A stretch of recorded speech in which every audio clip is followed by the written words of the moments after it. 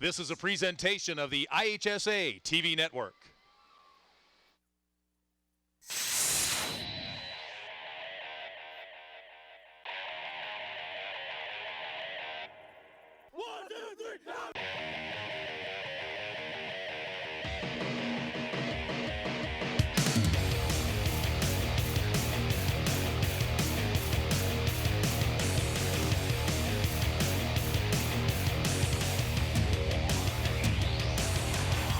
Well, I'm not sure how you can follow up that 5A state championship game we just saw, but we're going to see if this 6A title game can do it. So far, the rain is holding off.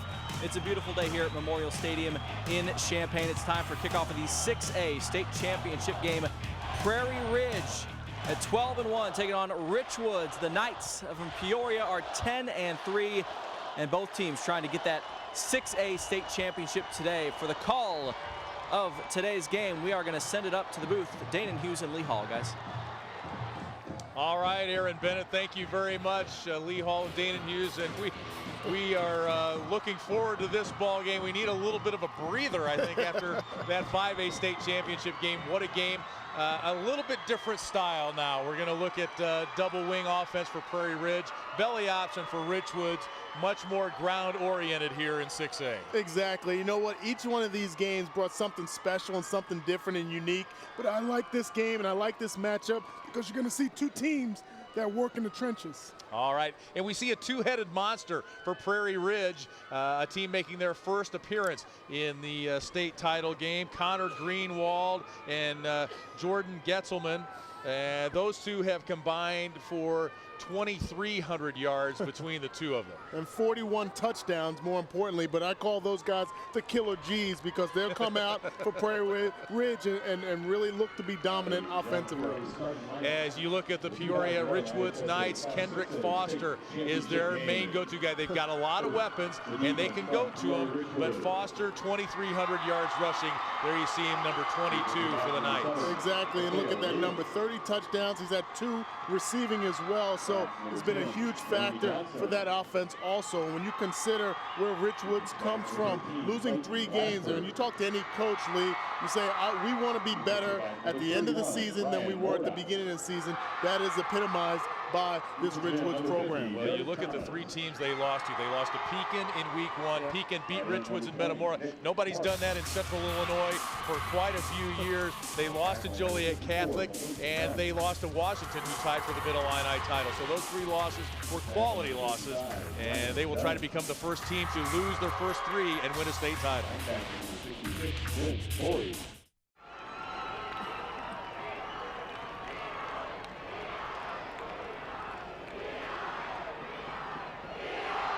We are getting close to kickoff here in our 6A state championship game.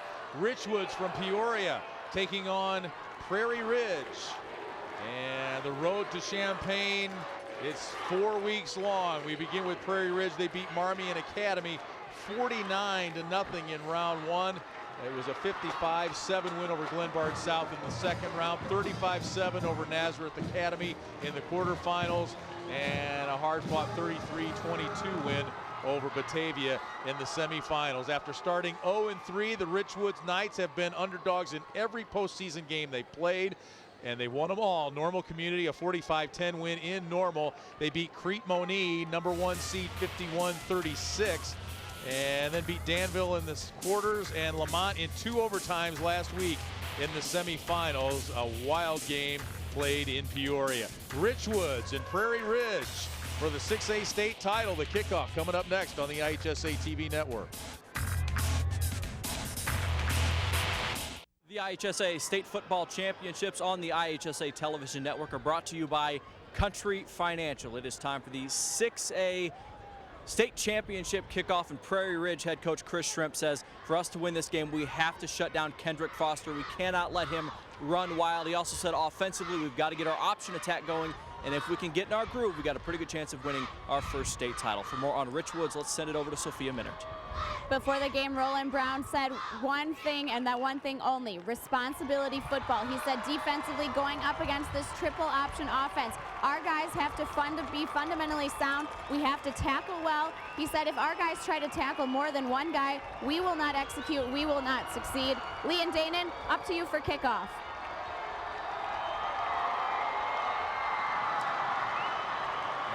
Thank you both to Sophia and Aaron. We are just about ready to get underway here. Richwoods in the green jerseys and white pants will kick off going right to left. That is Justin Cole, who will kick off for the Knights. He kicked the game winner in overtime, in double overtime, against Lamont just last week. And how the mighty have fallen against the Richwoods Knights. Normal Community ranked 10th. Crete Moni ranked number 1. Danville ranked 8th. Lamont number 3. Prairie Ridge ranked number 2. They are next on the Knights' radar. Prairie Ridge 12-1. Their motto, never let good enough be enough. That kick will go into the end zone and Prairie Ridge will start at their own 20-yard line. The Knights, or the Wolves rather, 12-1. Both these teams, Danon, lost in the state semifinals the last 2 years. And they have come to state now in the third year and put that behind them. Well, you know what, when you look at this defense, the Knights come in with 10 new starters in this 52 defensive scheme. They're very young, very inexperienced, but they have fun and they rally to the ball. And it really took the first 3 weeks or so of the season to get things underway defensively for them. Greenwald with the first carry of the ball game for Prairie Ridge, playing that double wing offense. There you get a look at Nick Nissen, the senior quarterback. He runs the show back there. It's actually thrown for 1,777 yards. The attempts and completions were right on that graphic. He is 20 touchdowns on the season, or 14 touchdowns passing rather, and 5 interceptions. As Prairie Ridge makes another short gain, will bring up third down. Prairie Ridge choosing not to go into a huddle. We talked about the running backs, the Killer G connection, and Jordan Getzelman and Connor Greenwald.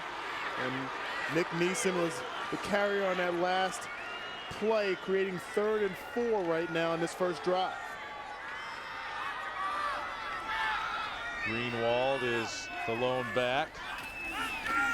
And here's the pitch to Getzelman. And he's got a first down and brought down and knocked out of bounds at the 36-yard line. Gain of 10 there.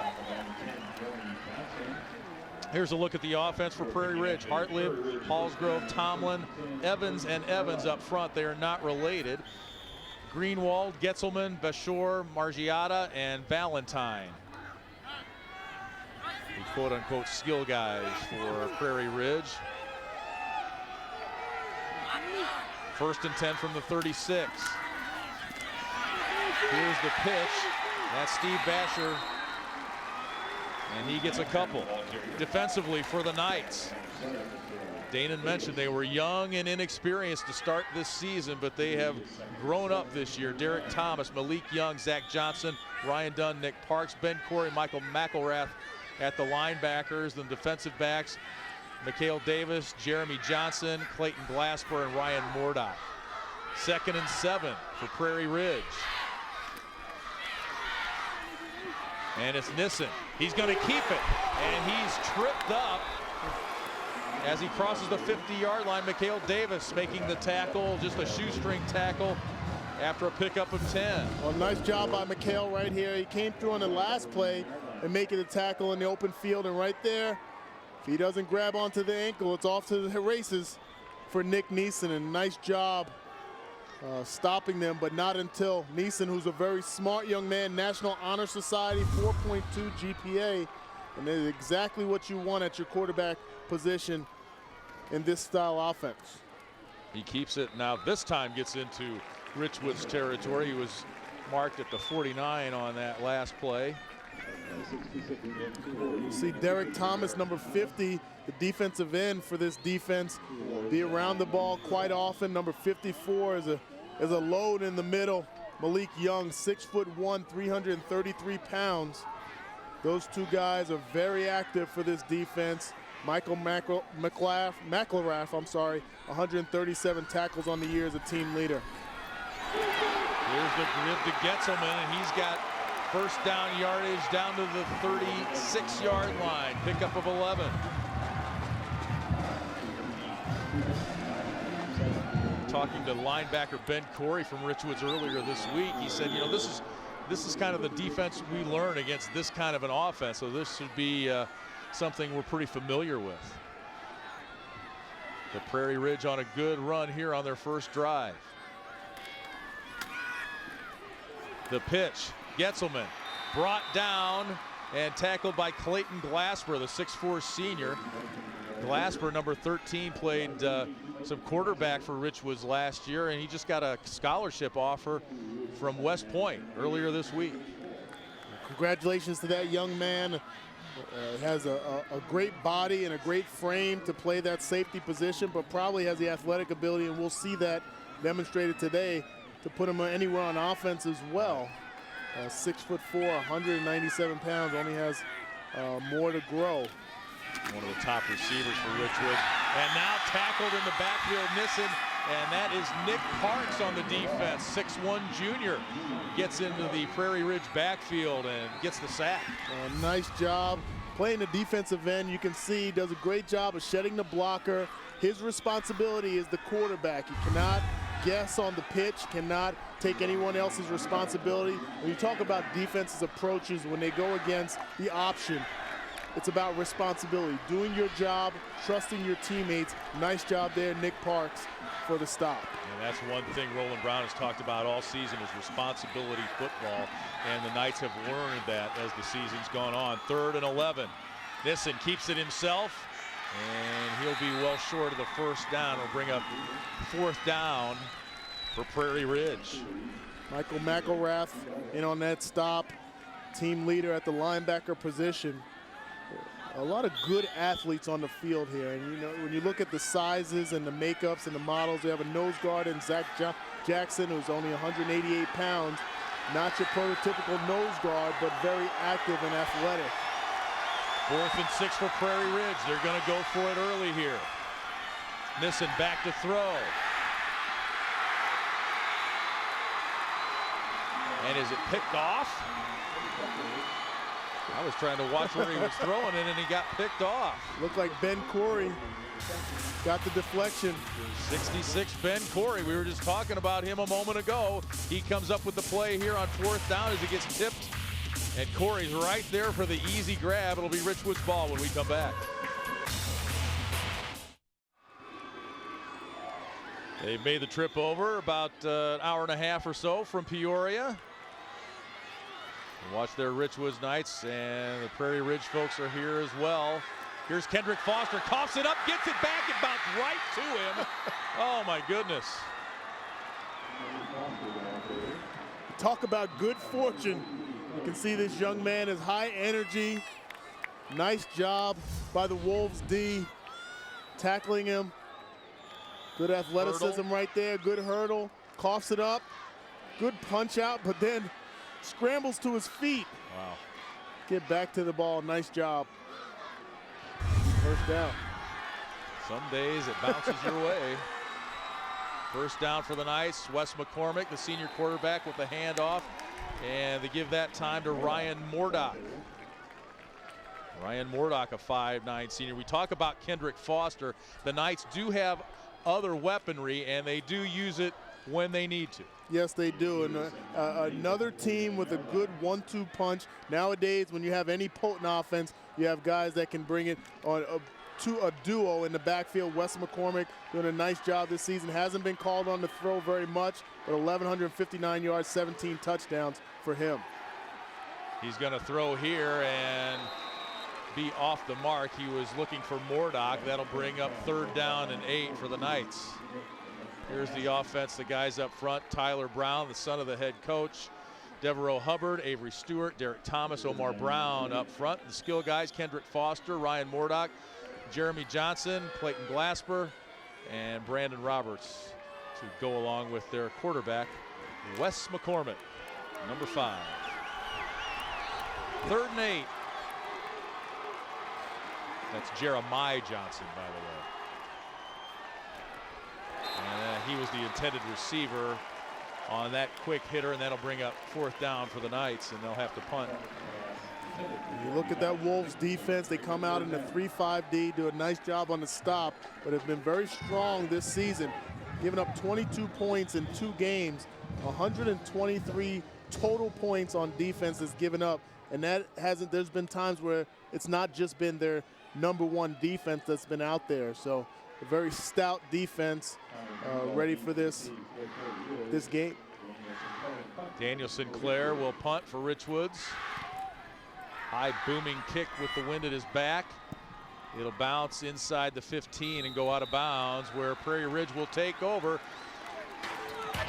We're scoreless so far here in our 6A state title game, Prairie Ridge and Richwoods. Back after this on the IHSA TV network.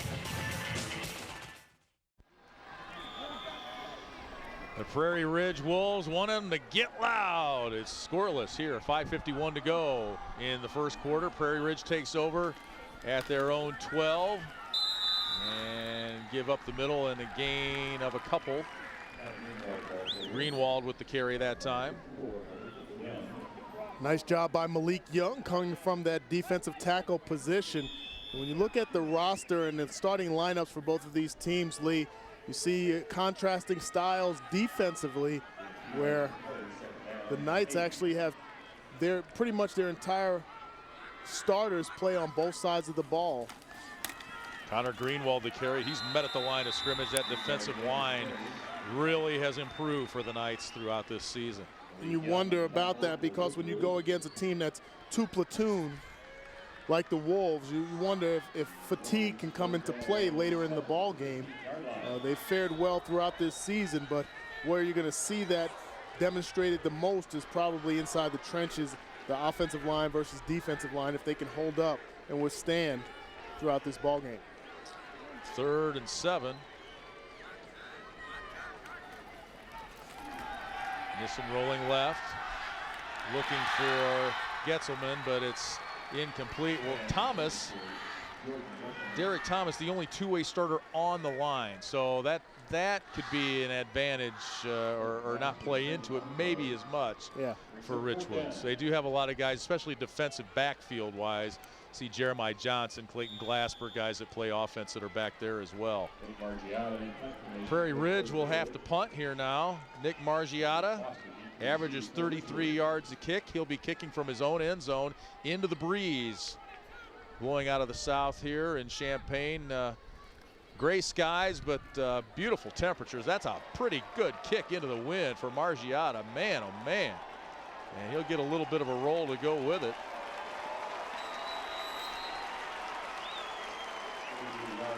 A 47-yard punt.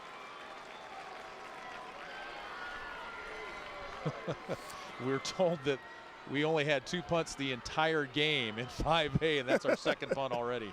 Wow. We're seeing different football in this game. Absolutely. You know, not to say it's any better or any worse. We're seeing, obviously at this point, we're seeing better defensive outbursts by these teams, and you like to see the approach of just different styles to run the ball. Each team knows what the other team's going to do. Kendrick Foster, nothing doing there. You got a good look at Roland Brown, 3rd-year head coach for the Richwoods Knights. Now he's a 3rd-year head coach, but he's been in the program since 1986 as a student teacher, a volunteer assistant, and then an assistant coach. Learned from some of the best. Rod Butler, a longtime assistant under Tom Peeler before him. Our best to Tom Peeler. Against the offense.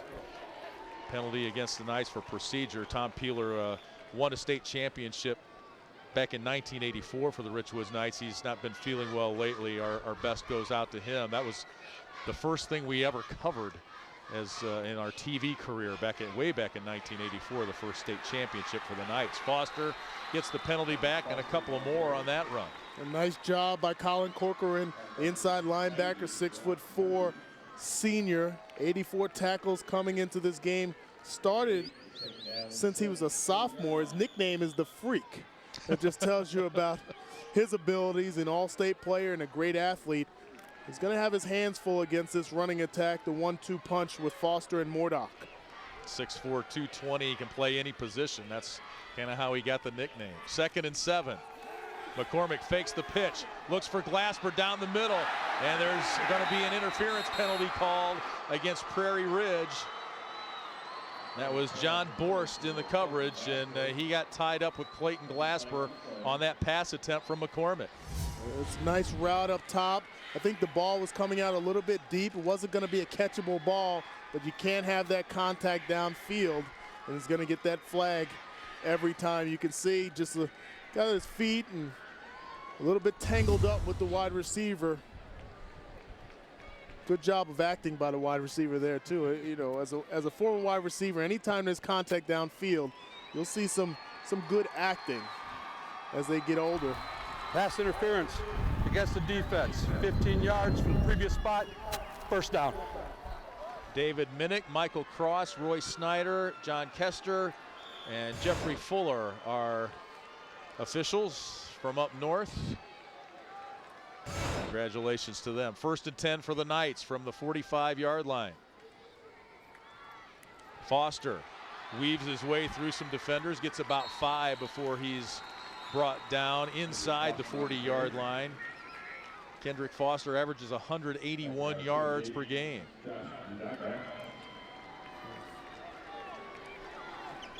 You speak to Roland Brown during the season. He talked about Kendrick Foster being the top running back ever in this program. Such high accolades, a good character kid. Could have played more as a freshman. He's only a junior right now, but he felt like he had to earn his stripes. It's paying off. There's Foster again. He's brought down after a gain of a couple.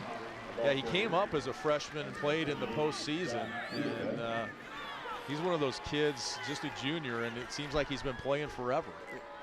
Well, a very talented young man, and you have to give credit, because at times where you see coaches take on the thought process of playing their best athletes as quickly as possible, sometimes you lose some of the quality in that, and you allow the players to develop, to mature, to earn their stripes. This young man is playing well right now.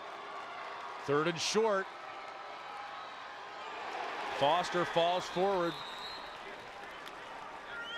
I'm not sure he got the spot. The spot's going to be short of where he eventually landed, so I think he's a little short.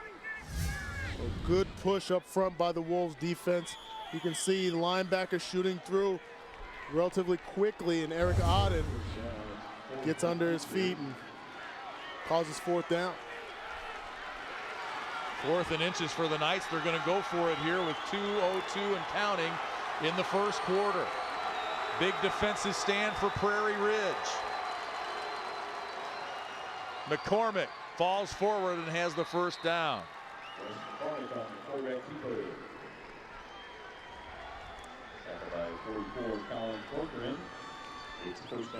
Wes McCormick does a great job running this offense.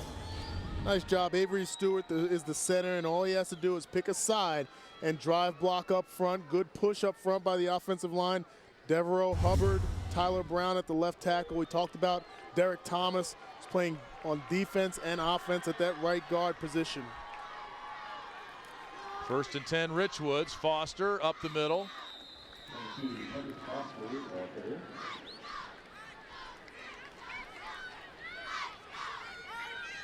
Five starters returning for Prairie Ridge defensively.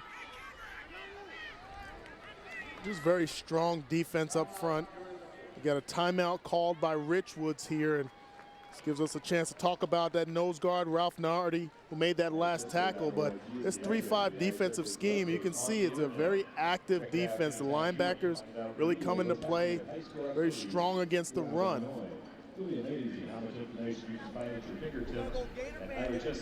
Prairie Ridge guys talk it over, and we've still got the accountant firm working on the numbers from our 5A state championship game. Ty Isaac, these are overall records for any class. Ty Isaac broke the rushing record set by Jake Apple yesterday. Jake Apple of Dakota, 515 rushing yards, 6 touchdowns. Total yards for 2 teams, over 1,600. John Rohde, the 587 passing yards, 331 receiving yards for Jordan Westerkamp, 5 TDs, 747 rushing yards, 747, man. All those records were set in the first day, except for the rushing yards, which we just got to witness in this last game. So overall, just a great weekend of football.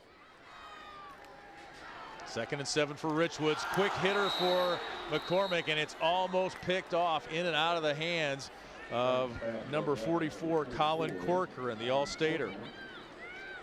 It's a nice job of reading the eyes of the quarterback. Wes McCormick actually eyed his receiver from the snap, and good job by the linebackers flowing over there and being right in the middle. You can see Corcoran just gets his hands on it, knocks it up, and almost gets the benefit of the tip drill right there, but could not come down with it. But McCormick has thrown 7 interceptions on the year. We talked about 17 touchdowns. Has to be a little bit more efficient with his eyes with this linebacking core. 3rd and 7. Flag on the play. Will be a delay of game against the Knights. We talked about that delay game. 5A game. 5 yards. The one thing they have here that you don't have at your regular high school games, there are play clocks. Yes. At both ends, and the high school quarterbacks aren't used to looking for them, but they're right there. Exactly. It takes a little bit to get used to having to look up. And if you look at these ends of the stadium, you have the 25-second play clock is way up in the stands on the north side of the stadium. So Wes McCormick has to be able to look up at that clock and be more efficient and quick in running this offense and not running a no huddle. They got breaking the huddle on every single play. McCormick looking deep. He has a man wide open, and that's Jeremiah Johnson. Touchdown, Richwoods. 36 yards on the strike. McCormick to a wide open Jeremiah Johnson. It looked like Jeremiah was hiding along that sideline and kind of lulled the defense to sleep, and the Wolves didn't recognize where he was. Good play action in the backfield and a strike down the sideline. Nice throw and catch. Jeremiah came into the game with 11 catches only and 4 touchdowns. He gets his 5th here today. Justin Cole for the extra point. Out of the hold of Wes McCormick. It's up and good. And it's the Richwoods Knights, in spite of that delay of game, scoring first. Jeremiah Johnson with a touchdown catch. Just his 5th touchdown catch of the year. 12th catch, 5th touchdown. Good ratio right there. And you can see the cornerback sucks up in the play action in the backfield. Nice action. Corey Bancroft gets burnt for the touchdown. There's Roland Brown talking to his junior running back, Kendrick Foster. And the point I was trying to make earlier when I talked about Roland Brown and the coaches who had preceded him, Richwoods football has never changed since at least 1984, when I first started covering the games. You know, it's belly option, and it's strong defense, and that's year in, year out, and running backs like you wouldn't believe. Not big guys, but efficient guys that play the system. No players play the system better than they do at Richwoods in Peoria. That kick into the end zone. Prairie Ridge will take over at their own 20 with 1:08 to go here in the first quarter. Lee Hall, Danon Hughes, Aaron Bennett, Sophia Minert, all here with you, along with our IHSA TV crew from Champaign. Really a mild, beautiful day for Thanksgiving weekend. It has been a great weekend for football. The wind has been a factor, but overall you can't ask for much more in late November. This is Getzelman. He's got a lane, and he's across the 25, the 30, and now out to the 35-yard line. A pickup of 16. Nice job by Ben Corey making the tackle down the field, but a good job up front. Number 74, Joe Palsgrove, at that right guard does a nice job. 55, Nick Hartlip, also involved in the blocking scheme up front. Linebacker Ben Corey had to track him down from behind. It's 1st and 10 from the 36. Getzelman in motion. He gets the pitch, takes it around left end. He's got room to run. Glasper got a hand on him. And it'll be another 1st down for the Wolves and a flag on the play. Check that out first. Could be a hold coming from over there.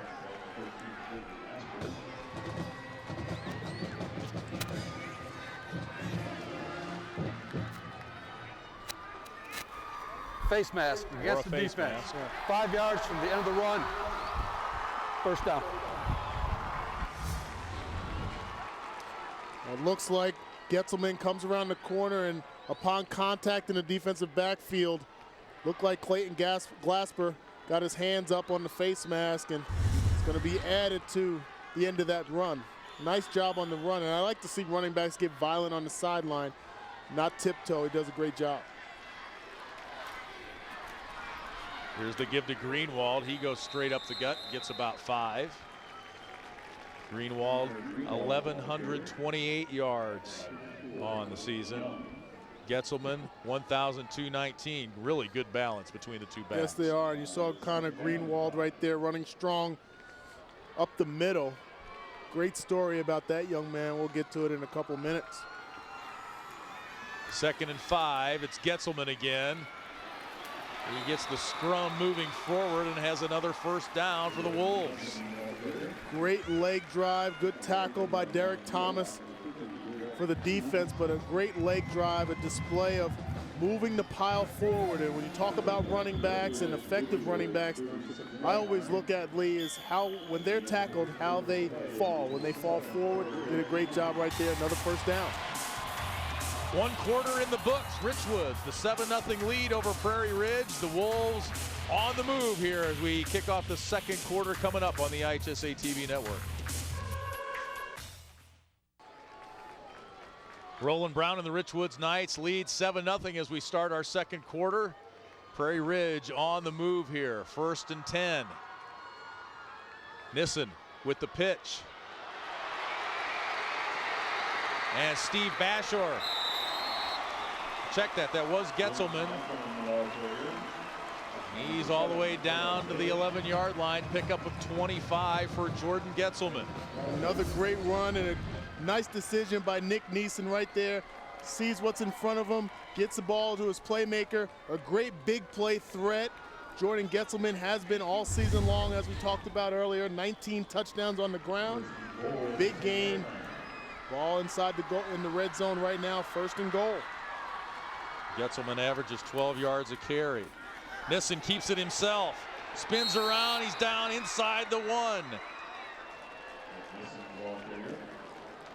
Real nice run by Nick Nissen, 785 yards rushing, 20 TDs on the ground for Nick Nissen, the senior quarterback. Well, you can see Nissen does a nice job when he runs that belly fake through the middle. He utilizes the fullback as a lead blocker. You can see he gets down the knee taps right inside the 1-yard line. 2nd and goal. Greenwald in for the score. Greenwald with his 16th touchdown of the season, and the Wolves are on the board. Great job in that drive. They ran over the left side for the big gains and the touchdown at the end. The Evans boys at the end. Shane Evans, the left tackle, 6'4", 252 pounds, has started every game since his freshman year, and then Tom Evans, the all-state left guard senior. Great job. Greenwald the touchdown, Greenwald the extra point. And we are tied.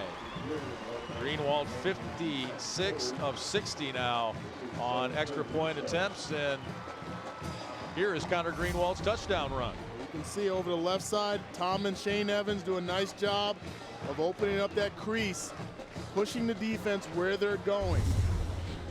Just enough for Greenwald to squirt through for the touchdown. Chris Schremp, 10 seasons, 77-33 as head coach at Prairie Ridge. He's been a coach at Prairie Ridge since the school opened back in 1997. He's got a lot invested in this program. 7 plays, 80 yards. Just a minute 49. How are you guys doing down there? It's unusual though. Well, I was just going to say the cheerleaders aren't wearing coats, but the Richwoods cheerleaders have their jackets on. So it's not exactly summertime down there, but it's not bad. As long as the rain holds off.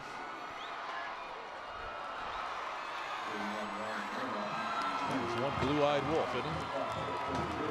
What big eyes you have, Grandma. A little bit scary right there, yeah. Just keep your distance, mister. Kick is away for Nick Margiotta with the wind at his back. This one doesn't get into the end zone. Richwoods will bring it out. And that is Ryan Mordock. He takes a rough hit and brings it out. 15-yard return out to the 19-yard line. Two state championships for the Richwoods Knights program. 1984 in 5A. It was Richwoods beating Deerfield up at the old Dyke Stadium up at Northwestern, and then it was Rod Butler's Richwoods Knights beating Belvedere in 1988. That one was played at Illinois State, so this is the third different venue for the Knights as they go for their third state championship. That's Foster with a gain of a couple. Josh Rudica comes up from the middle linebacker position. Nice play right there. And you know, I'm very impressed so far. I know we're early in this ball game, but to watch the activity of the linebacking core for the Wolves, and Corcoran and Rudica and Brad Sims doing a very nice job up front. You can see very active in a 3-5 scheme, exactly what you want to see. Defensive linemen taking up blockers, linebackers roaming free sideline to sideline. 2nd and 7. That's Mordock, and he's brought down hard after a gain of a couple. Ryan Mordock, 5'9", 159-pound senior. Nice job coming up from the cornerback position is John Borst. You can see sheds a blocker and makes the big hit on Mordock. And a playmaker in his own right. Borst, a senior, 155-pounder, 3 years on varsity. Nice job right there. 3-to-1 ratio in yards for Prairie Ridge, but the score is tied at 7. Here's McCormick on a little option play, and he'll be short, and that'll bring up 4th down. Tackled by the freak, Colin Corcoran. You like that name? Yeah, I do. The guy at Iowa a couple of years ago, a linebacker, Angerer. I've seen players named Hit, but to have a nickname named the Freak, you can only play linebacker. Either you're playing defensive end like Javon Curse back in the day for the Tennessee Titans, or you're playing middle linebacker. Have to have that. Can't be a kicker named the Freak. That is Daniel Sinclair with the punt, and we will go to break. Of course, when we say the Freak, we mean it in the best way possible. 9:18 to go, second quarter. Richwoods and Prairie Ridge in a good one. Tied 7-all. There's some future Wolves right there. Pups.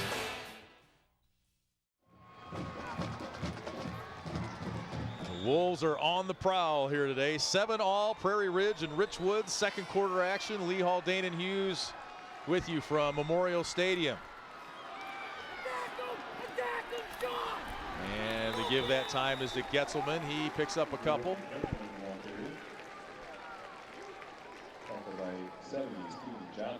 Just one blemish on Prairie Ridge's record this year. That was in week 9, an overtime loss to Cary Grove, 22-21. Other than that, it's been pretty smooth sailing and no real tests.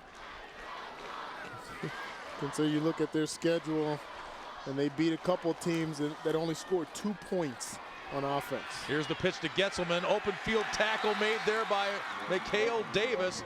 Davis is the guy who came up with the interception in the second overtime against Lamont that set up the game-winning field goal. There you get a look at him. He's one of a long line of Davises that have played at Richwoods. His brothers both played for the Knights. Brings up 3rd and 4 for Prairie Ridge.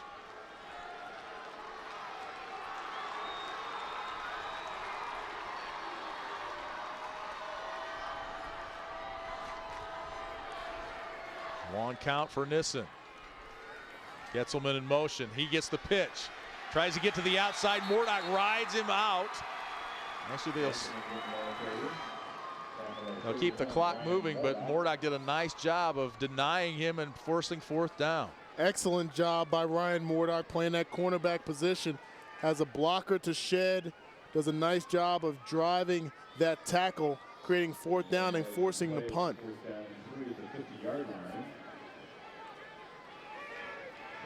Nick Margiotta back there to punt, averaging 33 a kick.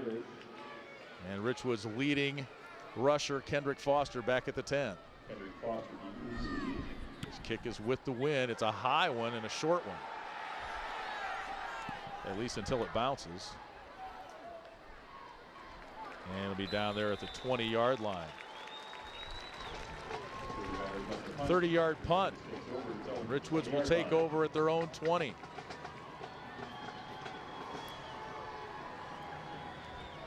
A little bit of a chess match going on right now, Lee, with these two teams, and you can see how they got to this point, playing very solid defense. Very impressed by Richwood and their defense, the tackling that they've displayed in the open field, and then conversely for Prairie Ridge, they're doing a very nice job. The linebackers, I can't say enough about. Very active and just very dominant at the point of contact as well. McCormick on the option and the pitch. That's Jeremiah Johnson, a gain of 5 before he's brought down. Yeah, this Richwoods team, and you look early in the season at their numbers, and they lost to Peak in 29-28. They gave up 35 points to Washington, and Joliet Catholic piled up 63 points. And even at 0-3, though, after that, they were kids coming up from sophomore level, learning their responsibilities, and even at 0-3 and talking to them, there was still that confidence, hey, we're going to go out and win our next 6 and we're going to make the playoffs. Sure enough, that's what they did. It wasn't quite that easy, but you have to admire the confidence and the stick-to-itiveness of the Richwoods Knights at 0-3. McCormick on the keeper. He's just maybe not quite a yard short of a first down. Colin Corcoran comes up with the tackle again. And I think I see some raindrops on Wes McCormick's uniform and a little bit of a mist beginning out there. There's rain in the forecast here in Champaign. The wind has picked up just a little bit as well. Oh, nothing doing there. Nice job by the defense. Prairie Ridge, Colin Corcoran in there on the stick, and you can see the ponchos are coming out. So yes, the rain is here. Not that it will matter much, I don't think, in this game, at least as far as affecting offenses. Now, hanging onto the football is a different story. But exactly, that's the one point I would say is that, you know, you're not going to see many throws by either of these teams. And even if they do throw the ball, because they don't throw it very much, it's not going to be a huge effect with the rain. But ball security really comes into play and gets in the heads of the players. 1st and 10 for the Knights. Foster, oh my goodness. Shedding a blocker and making the tackle is Nick Lanaski, 6'2", junior. Very nice job. He has to take on Ryan Mordock and sheds the blocker. Does a great job, and what's even more quality about that play, Lee, is that he was able to force Foster to bounce it to the outside, to go sideways, not allowing him to get north and south downfield, and then has the presence of mind and does a nice job in making that physical tackle. The weather report we're hearing is that there are storms on the way, just 50 miles or so west of here. McCormick keeps it. Not much room there.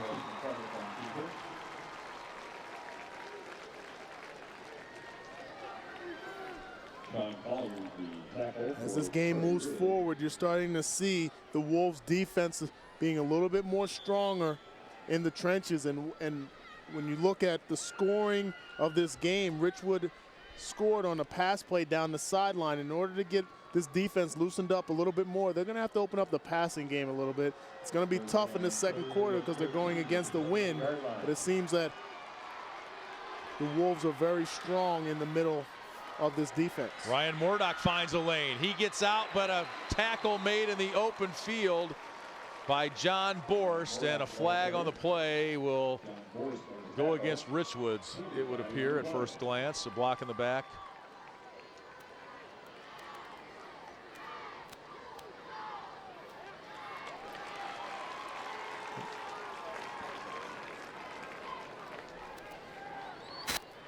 Our statistician official Dave Bergson says it's a block in the back.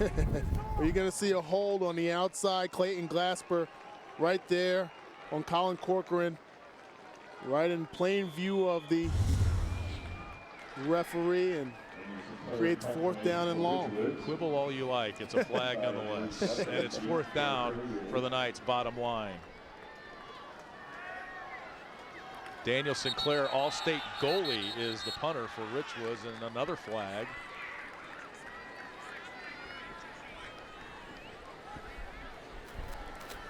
Dead ball, encroachment against the defense, 5 yards. Well, that'll give them a few more yards there, 5 yards closer. Still 4th and 3.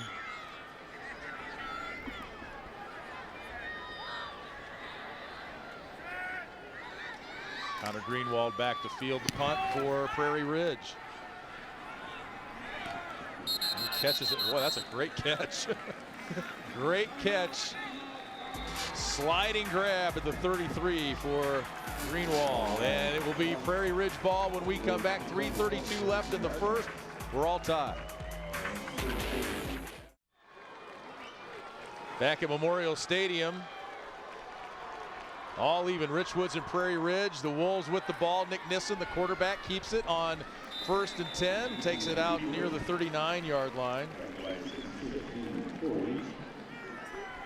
Nick Nissen talking about the double wing offense. He said it was difficult to adjust to at first, to find the right reads. Now it's almost second nature. Well, he has his keys. He's going to look at the defensive end to recognize if he should pitch the ball. Now, the key on the Knight side, they have to be disciplined in their approach. Nissen looking deep and out of the reach of Nick Margiata, who's the intended receiver. You see the frustration right there. And we talked about this earlier, Lee, how the wind plays into the passing game. And I talked about it earlier, and I may be, go against the grain just a little bit. I think as a wide receiver and a former quarterback that you throw the ball better into the wind, especially your shorter and intermediate routes. With the wind, you have to take a little bit off of it, and that's just very tough to do. Nissen keeps it, and it's Richwoods stopping him. Nick Parks in on the tackle there for the Knights, and that'll bring up 4th down. Nice job, great push up front by the Knights defensive line. You can see Parks comes in, takes away the pitch, and then converges on Nissen for the stop. 4th down and 2. Margiata back to punt. Foster standing at his own 22. 2:23 and counting here in the second quarter. Foster stays away from that. It bounces inside the 20 and takes a really good roll now for Prairie Ridge all the way down to the 6-yard line. Knights will be 94 yards away with 2:07 to go. 53-yard punt for Margiata. I think the Knights on this drive, they're going to have to do something different, mix things up, maybe go back to the passing game. It's very difficult. It's gutsy when you're throwing against the wind, but they seem to fare much better when they were able to open it up. We saw Jeremiah Johnson come through with the touchdown catch early on the sideline. But they have to do something to loosen things up because the Wolves defense has been very strong in the middle. Richwoods will take timeout with 2:07 to go here in the second quarter.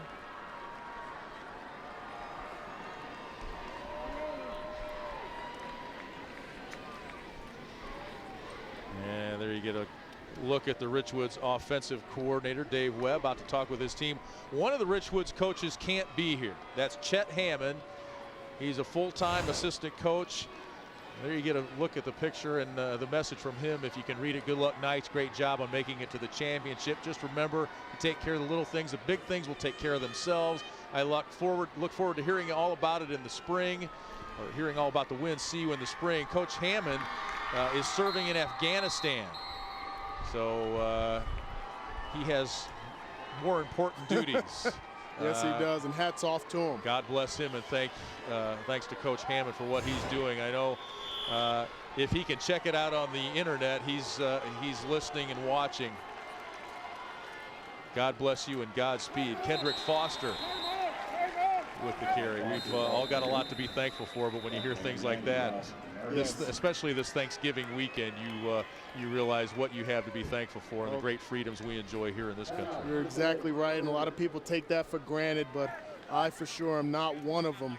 To know the sacrifices that are made by those young men and women is just great to be a part of, and great to be in a country that has supported them. There you get a look at the Knights. Reading Taylor Bell, the longtime sports writer for the Sun-Times. He wrote a book about Illinois high school football, and I haven't gotten quite to I looked ahead a little bit though, the Peoria Richwoods section. And Richwoods, it was called Peoria Richwoods, the rich kids school. Now that was when Tom Peeler was coaching, and it was kind of considered that back in the 70s, and maybe, but a much more of a melting pot now for Peoria Richwoods. But the program, it's just an amazing program. It's really a pillar of the community in Peoria when you talk about guys like Tom Peeler and Rod Butler, who have coached there, and Doug Simper, Dave Lang, and now Roland Brown. 2nd and 9. Give us to Mordock. He looks for a gap and doesn't find it. Boy, Prairie Ridge is doing a nice job of stopping the gaps for just minimal gains here in the first half. Exactly, and you're noticing that every tackle is pretty much coming from that linebacker position for Prairie Ridge. That last tackle was Josh Rudica, who comes into this game with 71 tackles and 6 sacks. But these linebackers are doing a great job of flowing sideline to sideline. Plays made by Corcoran, by Rudica right there, and Brad Sims has also been in the mix as well. You know, you talk about stats, and we're talking about tackles and sacks and so on, but some of the unsung heroes, and up front, Ralph Nardi, who made the tackle before on the previous play, Austin Nerva and Eric Odden really do a nice job, and they're called on, Lee, in this 3-5 scheme, is just to take on blockers. Keep blockers away from the linebackers and allow the linebackers to make those plays. 3rd and 7 for the Knights in the shadow of their own goal line. McCormick looks to throw, and it's batted down. Jeremiah Johnson was the intended receiver, and he looked to be open out near the numbers, but it was batted down. It'll be 4th down for the Knights, kicking into the wind with 1:50 to go here in the half. And Prairie Ridge is thinking maybe we get a good run back, we stick it in the end zone one more time before the half. Well, just a pass knockdown, another nice job by a linebacker. This play is made by number 43, Corey Peterson, a senior outside linebacker. Great job. Daniel Sinclair will punt from his own end zone into the breeze. Getzelman fields another couple. Oh boy, it flipped as he tried to make a tackle. Alec Linehan for Richwoods on the punt coverage. Getzelman takes a lot of chances back there in catching those punts. Yes, you can see the wind is playing tricks on him, and he has to flip over him to avoid that collision. Oh, he stuck the landing too. Yes. A little athleticism there. If I was judging, I'd give him a 9.5, I think, on that one. Here come the Wolves. Getzelman trying to keep his feet. There's a flag on the play. He's got 1st down yardage, but there's all kinds of laundry down on the field with 1:36 to go in the half. It's like a holding call on the offense right there. And Prairie Ridge, they seem to be kind of getting their feet under him, doing a better job in the trenches, and offensive line really blocking. And watching Getzelman really has a knack for protecting the ball in against traffic. the offense. 10 yards from the spot of the foul. Repeat, 1st down. Complete player. We talked to the coaches earlier this week and talked about Jordan Getzelman specifically, and Coach Schrempf talked about him being a baseball Division I guy, an outfielder, but a complete running back and a big play threat Did a nice job so far in this ball game. Jordan Getzelman, 6'2", 195-pound junior. Nissen keeps it. He's down into Richwoods territory with a minute 23 and ticking here in the second quarter. Good job by the defensive end, Derek Thomas. Responsibilities, and when you see Nick Nissen carry the ball more times than not, if Richwoods is doing their job, you're going to see the tackle made by Derek Thomas or Nick Parks. The defensive end is responsible for the quarterback. 2nd and 18. Pitch to Getzelman, had trouble with it, and he will lose yardage there. Loss of 12 on the bad pitch. The rain may be affecting it a little bit. That's a long pitch. It was behind him as well. Well, nice job of making the adjustment to avoid the turnover, but that play looked like it was designed to be a throwback pass. I saw wide receivers coming downfield. Nick Nissen came out of the backfield, tried to leak out of the left side, so may have been a trick play involved there, but a good job by Getzelman in keeping from the turnover. Time winding down here, first half. 3rd and 28. And Prairie Ridge content to run out the clock here. And Richwoods will let them. Boy, after 113 points in game 1, we're tied at 7 here in game 2, the 6A state championship between Richwoods and Prairie Ridge. And we are all even after 24 minutes here on the IHSA TV network.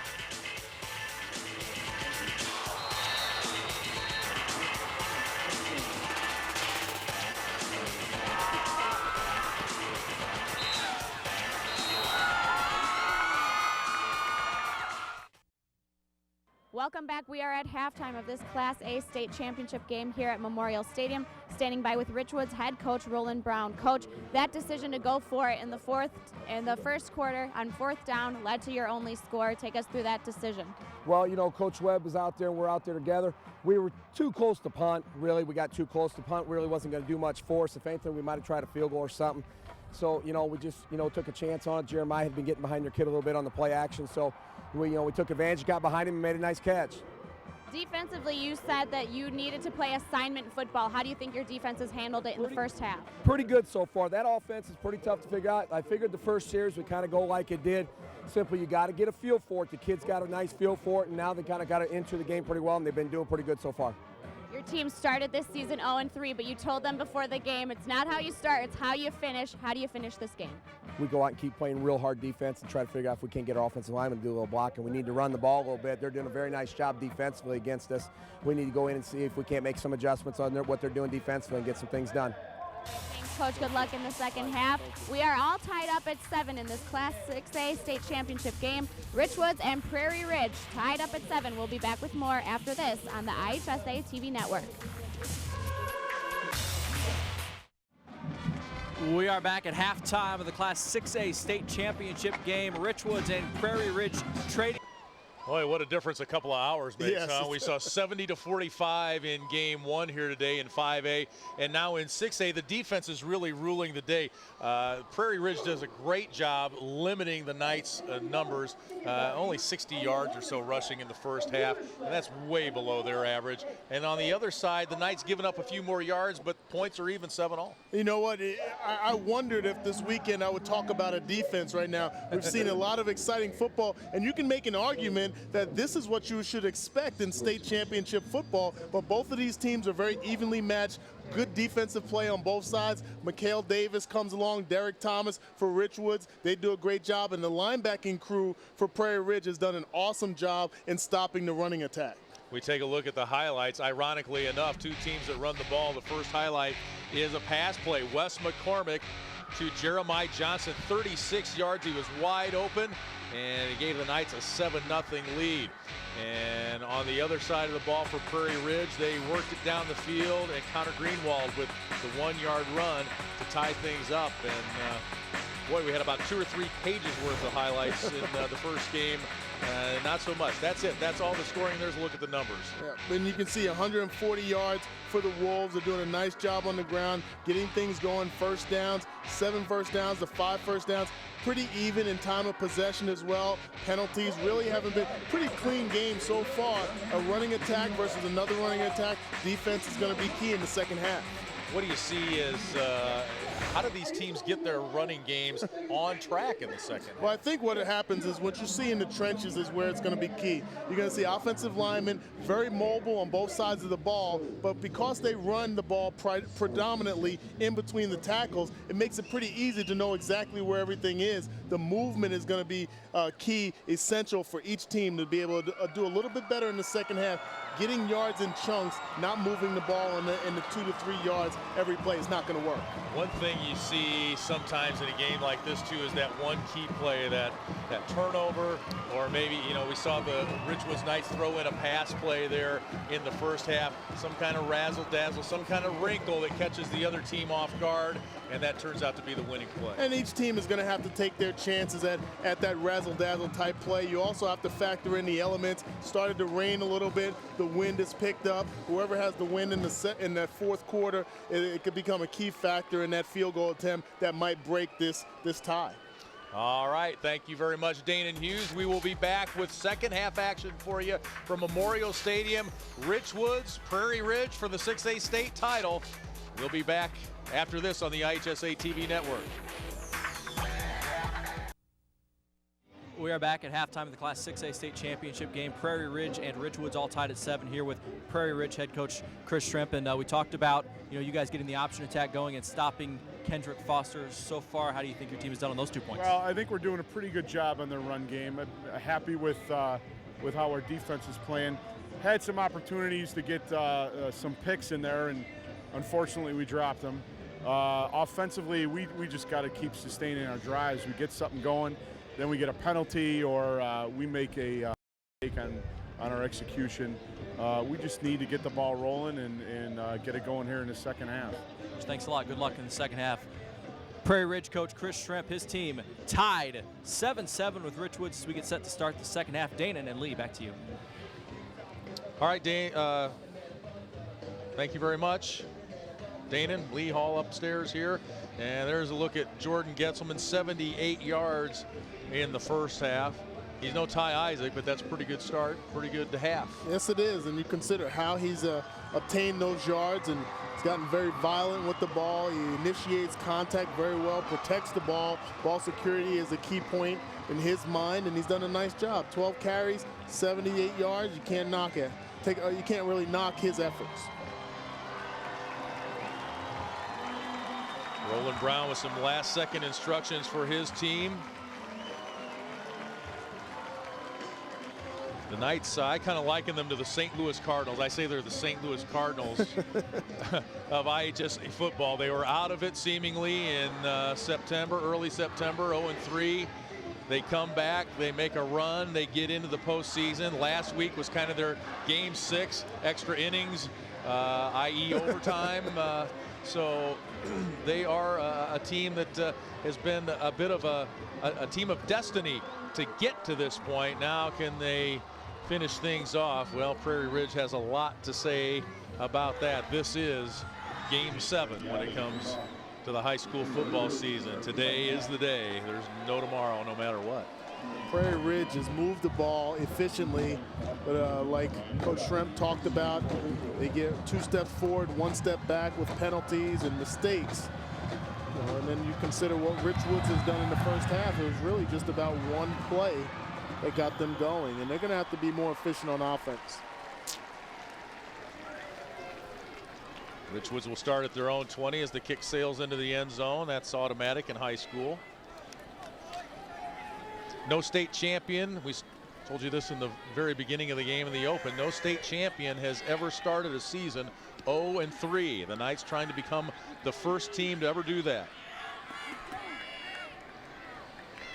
Every game was a playoff game for them from week 4 on.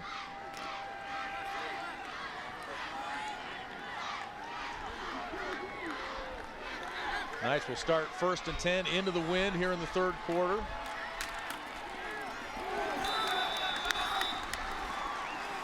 And the give there to Kendrick Foster. He's really been contained by Coach Shrimp's defense. Only 23 yards allowed there in the 2nd quarter and 1 first down. That's incredible against the Knights run game. You're exactly right. And when you consider the success that they've experienced, that young man right there, number 90, Ralph Nardi, at that nose guard position, been very active at the point of contact as well. You can see the linebackers do an awesome job also, taking on blockers, shedding blockers, and just like that, making tackles. Nowhere for Kendrick Foster to go. They've gone to a little bit of a new wrinkle here in their formation here to start the 2nd half. And here you see Brad Sims comes up from that middle linebacker position, does a nice job in making a tackle. I want to say that Foster slipped there just a little bit, but Brad Sims was there to make the tackle. Nice job for him. 64 tackles on the season, very tough.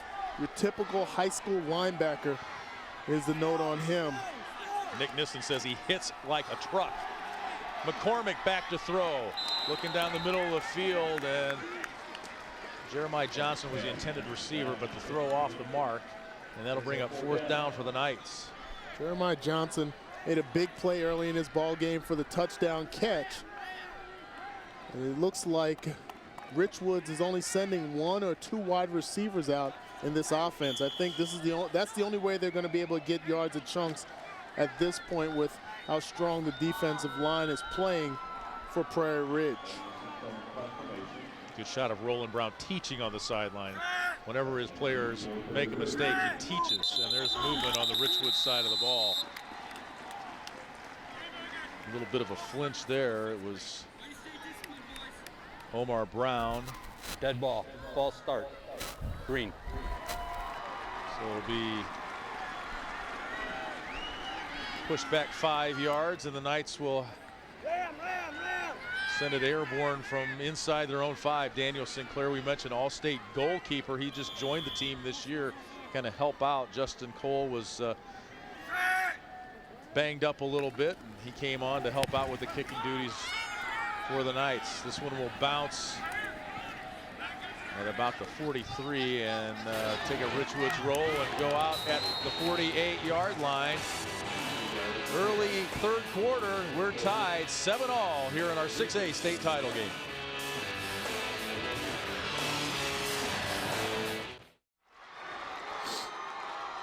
Back in Champaign, Lee Hall, Danon Hughes. And that is Connor Greenwald with the run on 1st down for Prairie Ridge. Tied here 7-all with Richwoods. Ryan Dunn in on the stop. His father, Mike Dunn, 1987 National League Rookie Pitcher of the Year and a member of the '84 Olympic team. Played his high school ball at Bartonville Limestone. Same school that produced Jim Tomey, who just hit his 600th career homer earlier this year. Amazing careers. I love the game of baseball. That's one of my favorite, actually is my favorite sport. Played football and baseball at the University of Iowa and decided I like hitting people more than baseballs. Baseballs Really? didn't make enough noise, so Yeah. it's a fun Harder to time. hit Great those memories. baseballs. Yes, it is, especially the curveball can eat you alive. That's the only thing I could hit because it was slow. 3rd and 3. Slower the better. Here's Getzelman. He gets around to the corner and has a 1st down at the 35. Well, while we're on the baseball subject, I'll just throw this in very quickly. I played against, this is how old I'm getting, I played against Ryan's dad in high school. I got a hit off Mike in high school. And then he learned the slider and it was all over. Yeah. Wes McCormick, their quarterback, I played Little League against his dad. So, yeah, there's a baseball tie there. Good genes on the Richwoods Knights side of the ball. I'm sure on Prairie Ridge as well. Getzelman goes to another 1st down. Speaking of baseball, he's a D1 prospect in baseball. Well, tough, hard-nosed kid. And you can see good blocking up front. Steve Basher, the running back on the edge, does a nice job on the seal block. And looks like Getzelman only needs a little bit of a crease. Seems to make positive yards every time he touches the ball. 2nd and 2, and there's the old rugby scrum there. Looks like Greenwald didn't quite get it. Zach Jackson, Malik Young, very strong in the middle. The center of this defense really doing a nice job. They had to do a lot of mixing and matching up front defensively to kind of get people where they needed to be and learn their responsibilities and grow into their roles. A lot of youth on that defensive line. 3rd and 1. Prairie Ridge trying to make a statement here, and they do. Greenwald pulls forward for the 1st down. Chris Schremp calls him his workhorse. And last year he had a tough game against Rockford. 2010, he fumbled 3 times in that game, but like you talked about, Coach Schremp said he's a hard worker, he's a workhorse, and interesting, he's a tennis player. Of all other sports to play as a fullback, to be a tennis player, and I guess he's a heck of a tennis player at that. Getzelman down to the 10. Yeah, you don't think of the two mixing. You don't think fullback tennis player. No, you don't. Yeah, Boylan went on to win the state championship. Both of these teams, Prairie Ridge and Richwoods, have lost in the semifinals at state each of the last 2 years. Nice mixed direction play there with Getzelman squirting through, and the right side of this offensive line has really done a nice job. Joe Palsgrove and Nick Hartland. Nick Margiotta. 1st and goal. Getzelman's got real estate, and he's in for the score. Jordan Getzelman, the touchdown run.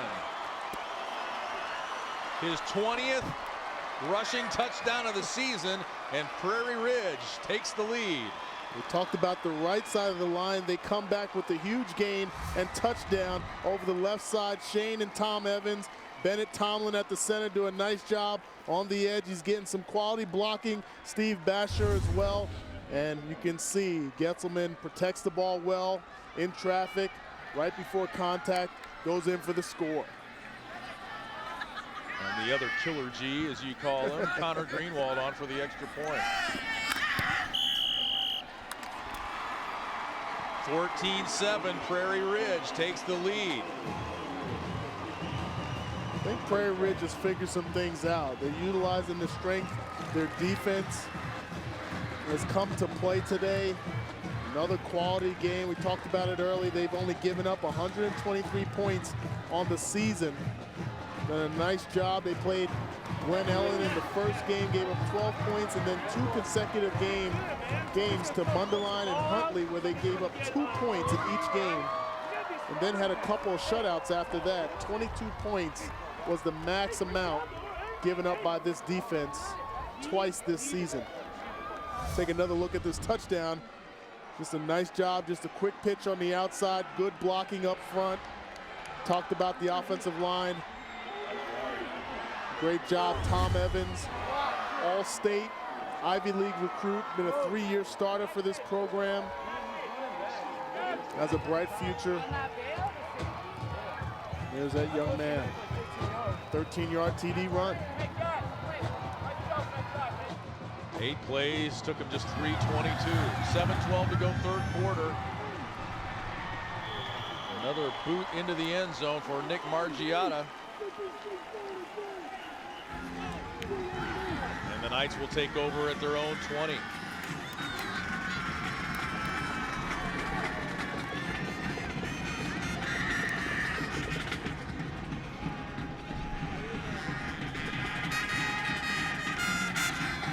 Roland Brown talking to Mikhail Davis, trying to get things figured out defensively.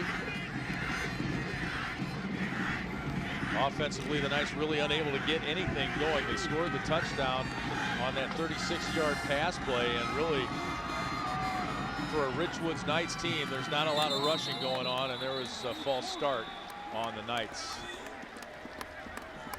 Looked like Devereaux Hubbard comes from that left guard position, got a little antsy before the snap. Devereaux suffered a concussion earlier this year. That's one thing that has really improved at the high school level. On all levels, concussions are really more of a hot topic, and, and protecting the kids more than in the past. It's kind of like water was 20 or 30 years ago. Yep, exactly. And you notice it so much at every level. Pop Warner, high school, college, and the NFL. McCormick back to throw. Looking deep, it's underthrown. Clayton Glasper was the intended receiver. And the other thing that goes along with that, Dana, is the kids have to let the coaches and trainers know when they're not feeling right. Yep. You know, you got kids want to play. They want to stay out there, but your long-term health is way more important than the next ball game. And I think players are recognizing that. And, you know, back in my day when I played, you know, I had multiple concussions and situations where guys had smelling salts on the sideline and you get shook up and you go back in the ball game. And now I think, you know, it's one thing for the coaches and the trainers to recognize the importance, but when the players buy into it and they are proactive in going to the coaches and saying, hey, I don't feel well, I feel nauseous, I feel tired, my head hurts, those different things, that's when it's working. 2nd and 15, Kendrick Foster tries to bounce one outside. And there's a flag on the play, and it looks like it'll go against the Knights.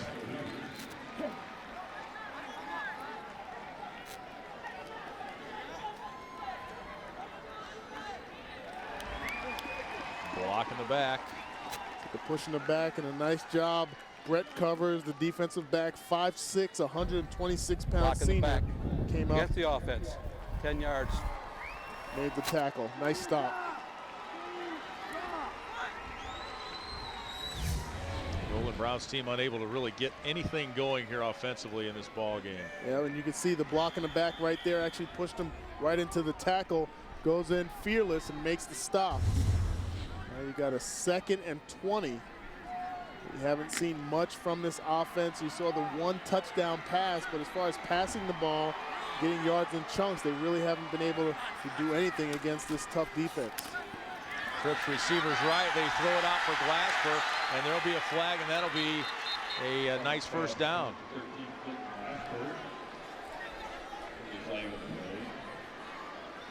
Nice deception there on the formation. Trips receivers right. They throw it up left, and Glasper gets the pass interference call.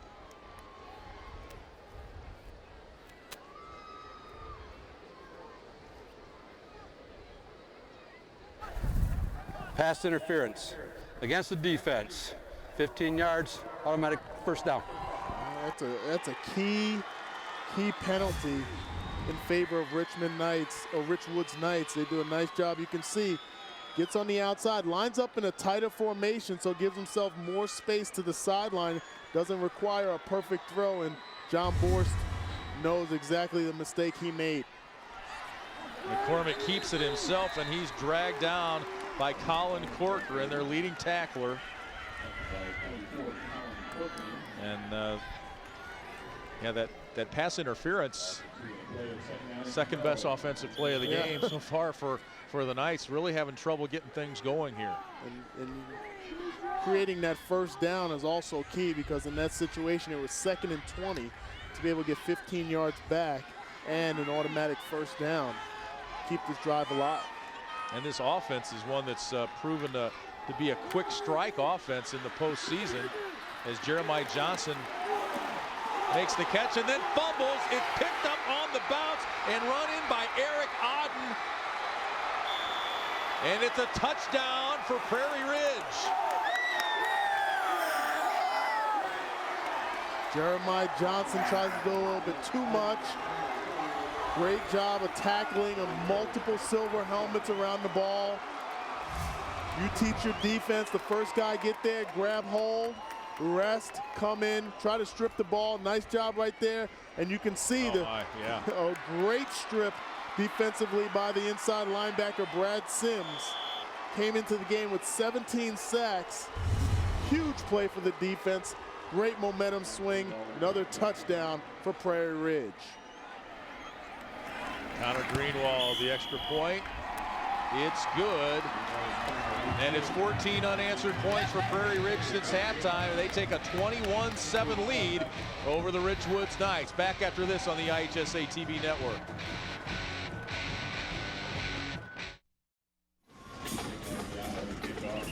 We're back at Memorial Stadium. Prairie Ridge pounces on a turnover, takes it in for the touchdown.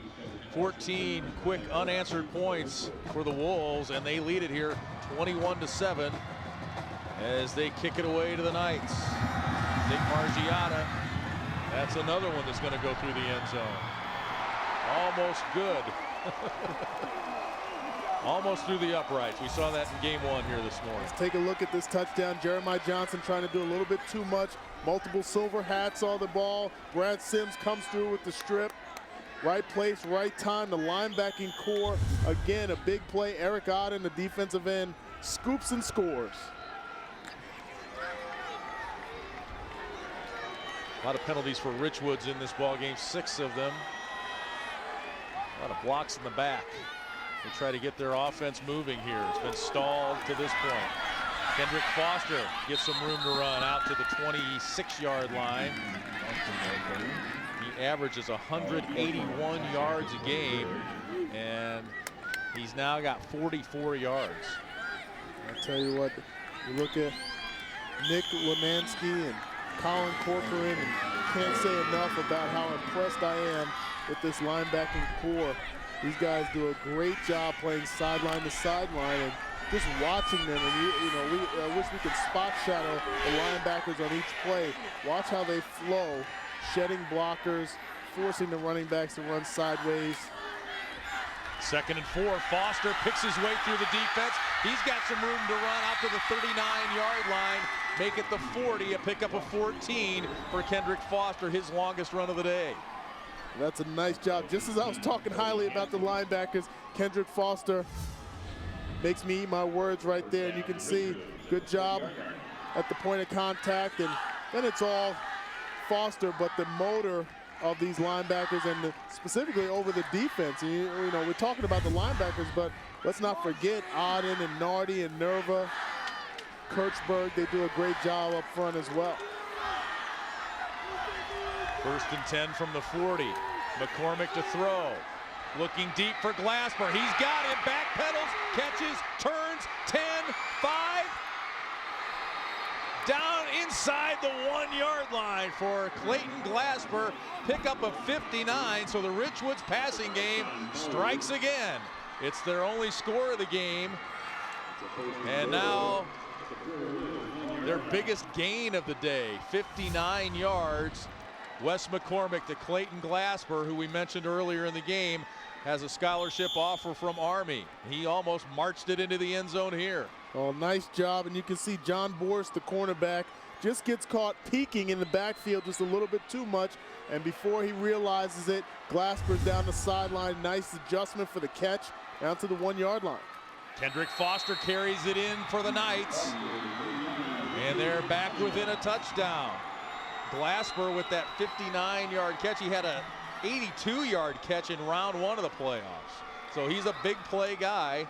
69-yard catch against Crete Moni. So when he catches it, it means big things for the Richwoods Knights. Well, a very good athlete. We talked about it earlier. He was a quarterback in 2010, came into this game with 9 touchdowns, 20 catches. Justin Cole, the point after is good. There you get a look at Clayton Glasper. Made a nice adjustment, caught it, backpedaled, stayed on his feet. 4 plays, 80 yards, just 43 seconds, and the Knights get back in it. Nice job, and you see the block up front. Number 75, Derek Hubbard, gets a nice drive block on a defensive tackle, opens up that crease for the score. Touchdown number 31 on the year for Kendrick Foster, the junior.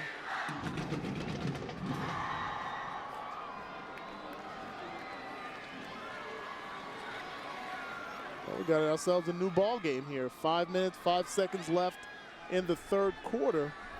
And we've seen this Richwoods Knights offense really stall for most of this ball game. And outside of those 2 touchdown passes, or I should say the one touchdown pass and then the huge gain by Glasper in that last drive. Really haven't seen much production. Doesn't take much though if you're able to stop the opposing offense also. Sinclair with the kick. It's fielded by Sean Foyard. He makes a nice run back, and it's Sinclair making the tackle. I told you, he's a soccer guy. Look at him out there. He's all geeked up now. You love to see kickers make the tackles, especially when they get physical. He's not trying to slide tackle or cut block. Kicks the ball, just a pooch kick down the left side. Nice job by Foyard. Grabs off the deal light. Tackles like a soccer guy, doesn't he? Looks like a little MMA move right there. Prairie Ridge starts 1st and 10. Missed tackle there on Greenwald, and he's out near midfield. Pickup of 12. The initial contact was made by number 66, Ben Corey, but nice leg drive by Connor Greenwald. Keep those legs pumping, moving, gets the first down near the 50-yard line. Greenwald averaging 160 yards a game in the postseason. Richwoods takes timeout. 4:51 to go in the third. Oh yeah, let's take another look at this. Kids, if you're watching at home, how not to tackle. Oh boy. Like something I used to do on a trampoline. Wow. MMA, get the legs up. Pile driver. Yeah. WWF. Yeah. They don't even have WWF anymore. No. WWE. No. Showing my age. Yeah. He's laughing about it. And Coach Brown kind of recruited him off the soccer team to help with kicking duties. I mentioned when Justin Cole was having some injury issues and some troubles on the kicks, and so he's not really a football guy. All-state goalie. The goalies are fiery. You know, they come out of that box, and I've witnessed some soccer in my day and never played, but I've watched some goalies that can get a little feisty. I was a goalie till I got kicked in the mouth, and it was all over. That's it. Broken jaw, forget it. End of story. Nick Nissen with the carry. You spoke earlier about him and the 4.2 grade point average, and Coach Shrimp calls him the poster boy for high school football. 4.2 GPA, 31 ACT. You think he can read a defense? Yes. Holy smoke. And you talked about it as well. He's gotten more comfortable in this offense as the years moved forward, and hasn't made any bad decisions. The give is to Getzelman. Had a 2-touchdown game against Glenbard South. Playing college baseball, and he's got another year. He's just a junior.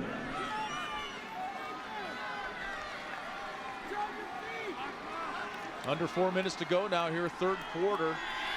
Chris Shrimp's team had taken a 21-7 lead. Richwoods answered. Now the Wolves trying to get back, and here's a stop at the line of scrimmage. Malik Young with the tackle, the big fella. Malik Young, Derek Thomas. 333. I'm sorry, Lee. Malik Young comes in. Watch the mobility of this young man. You can see just squirts through. And it's funny you say a 6'1", 333-pound defensive lineman squirts through any gap, but that's just the quickness shown right there. A great stop on third down. 4th and 2. Prairie Ridge will go for it. The give is, no, Nissen keeps it himself, and he's going to be very close. I think he probably got it.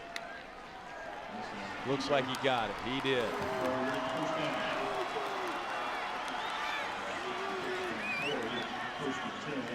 Nick Nissen the first down, and the drive continues for the Wolves. Nice job right there. That last second spin off the initial hit is what got them the first down. Nice job by the quarterback. Nick wants to go to Northwestern or Notre Dame to study medicine. He could be your doctor someday.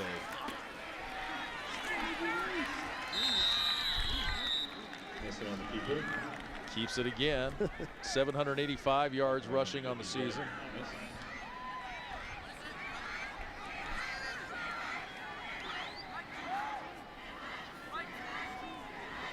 I mean, you know, the old dumb jock. You can't. Are you kidding me? With these guys have to read defenses and adjust on the fly. I mean, forget about it. You got to be a smart guy to play quarterback. The sophistication of the game, I'm sure, has. It seems to me, has just been blown out of the water for kids at this level over the last 25, 30 years. Yes, it has. And you know what? I always kind of downplayed that whole dumb jock theory because, you know, I was in the meeting rooms. I saw the installation of game plans and offenses and the terminologies, the West Coast offense we ran in Kansas City, the offenses I ran with Coach Bill Snyder at Iowa and Hayden Fry and a lot of great coaches. You can't be dumb and play football. No, sir. That's why I didn't play. Getzelman around the edge, and he's in for the score. Getzelman from 35 yards. And it's back to a 2-touchdown lead for the Wolves.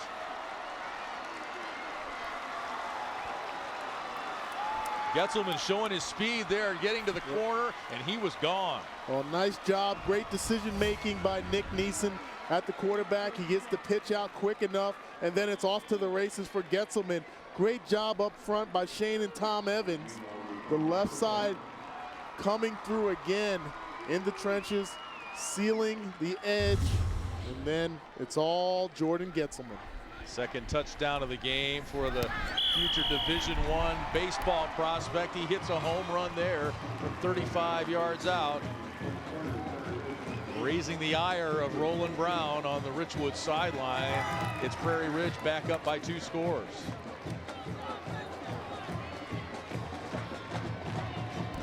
You can see Roland Brown a little fiery on the sideline, trying to get in the ear and motivate his team, recognizing the opportunity at hand, where they've come from, where they're going. He believes in them. I know a lot of people try to knock coaches that are real fiery in your face, and I always appreciated those coaches. You always want to see the emotion, if the emotion's the same as what you're feeling as a player. And you can watch Roland Brown and how he handles every play. He's right at the line of scrimmage on the sideline. He's down in a knees bent, you know, leaned over, looking at everything that's happening on each play. You know, he's bought into this program, 3rd year as the head coach, and he knows exactly what's at stake here. That kick will go into the end zone. Well, it's just like your dad. Yeah. You know, you're going to get chewed a little bit, and then he goes back over, not 5 minutes later, and taps Clayton Glasper on the helmet. You know, hey, I love you, but you got to do better. And you got to be consistent, just like you said, like a dad, like a coach. Consistency, treating all the players the same way.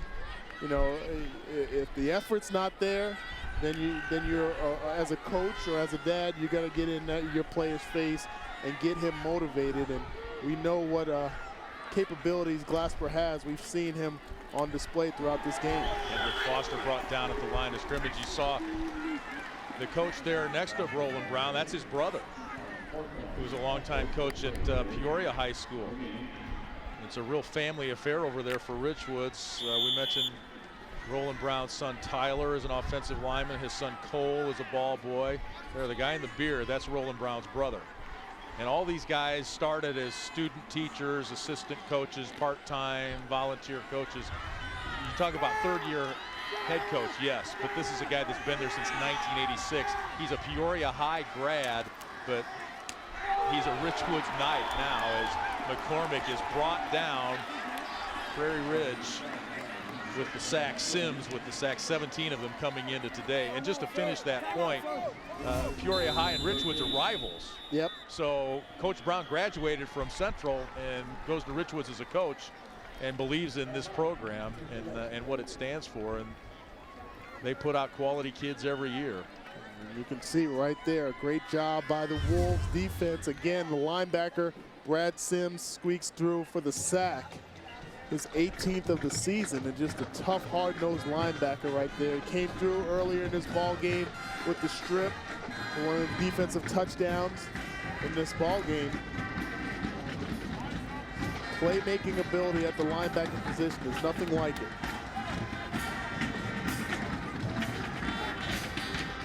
Prairie Ridge has made a statement here in the second half.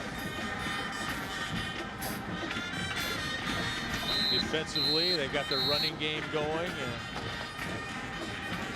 they now lead by 2 touchdowns with 38 seconds to go in the third quarter. 3rd and long, 3rd and 13 for the Knights. And boy, it seems like they've been run most of their offensive plays down around their own 20-yard line, doesn't it? And a lot of time on their end of the field. McCormick back to throw, and he's sacked again. More pressure from Prairie Ridge. Again, it's Colin Corcoran, the All-Stater, the freak. Very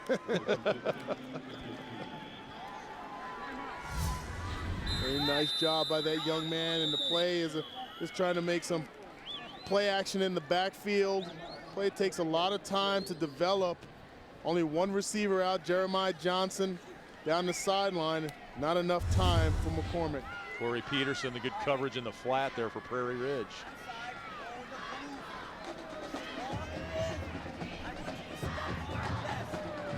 Prairie Ridge takes timeout.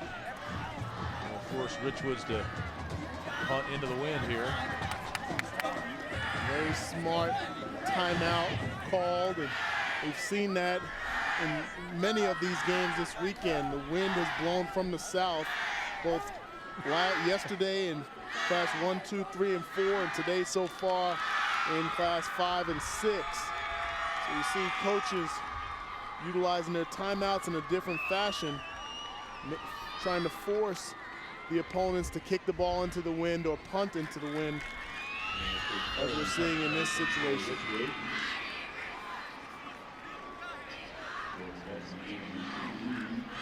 Daniel Sinclair to punt again.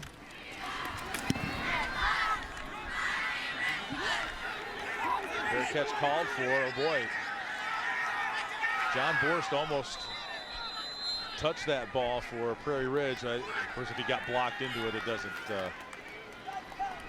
It wouldn't count against him there. 1,644 yards in the 5A state championship game. You can see this ball. About 417 in this one. This ball almost touches them, and we were taught as a special team player in my time in the NFL, and we were taught to try to push the opponents into the ball for that reason right there, because they don't oftentimes see the ball. Nissen keeps it. He's got room to run inside the 30 and run out of bounds at the 20-yard line. Jeremiah Johnson on the tackle after a gain of 23 for Nick Nissen. Dr. Nissen with the surgical strike there on the ground. Calls his own number and gets Prairie Ridge down to the red zone, looking for another score, up 28-14. 12 minutes to play in this IHSA state championship game. Prairie Ridge up 28-14, driving again inside the 20. And good tackle there by Mikhail Davis on the run. And I believe that was Steve Bashore that time, and it was. There's a look at the numbers. Still, rushing-wise for Richwoods, those aren't Richwoods Knights numbers rushing. No, they're not, and you can see they're, very balanced, not necessarily the way they wanted to come into the ball game with 95 passing yards and the 71 rushing yards. But that's just a testament to the defense that they're going against in Prairie Ridge. Getzelman down to about the 15. The Prairie Ridge fans starting to get a little bit excited. They've never won a state football championship. And Richwoods has never won one in the lifetime of these players, all the way back to 1989. Third down and 7 for the Wolves.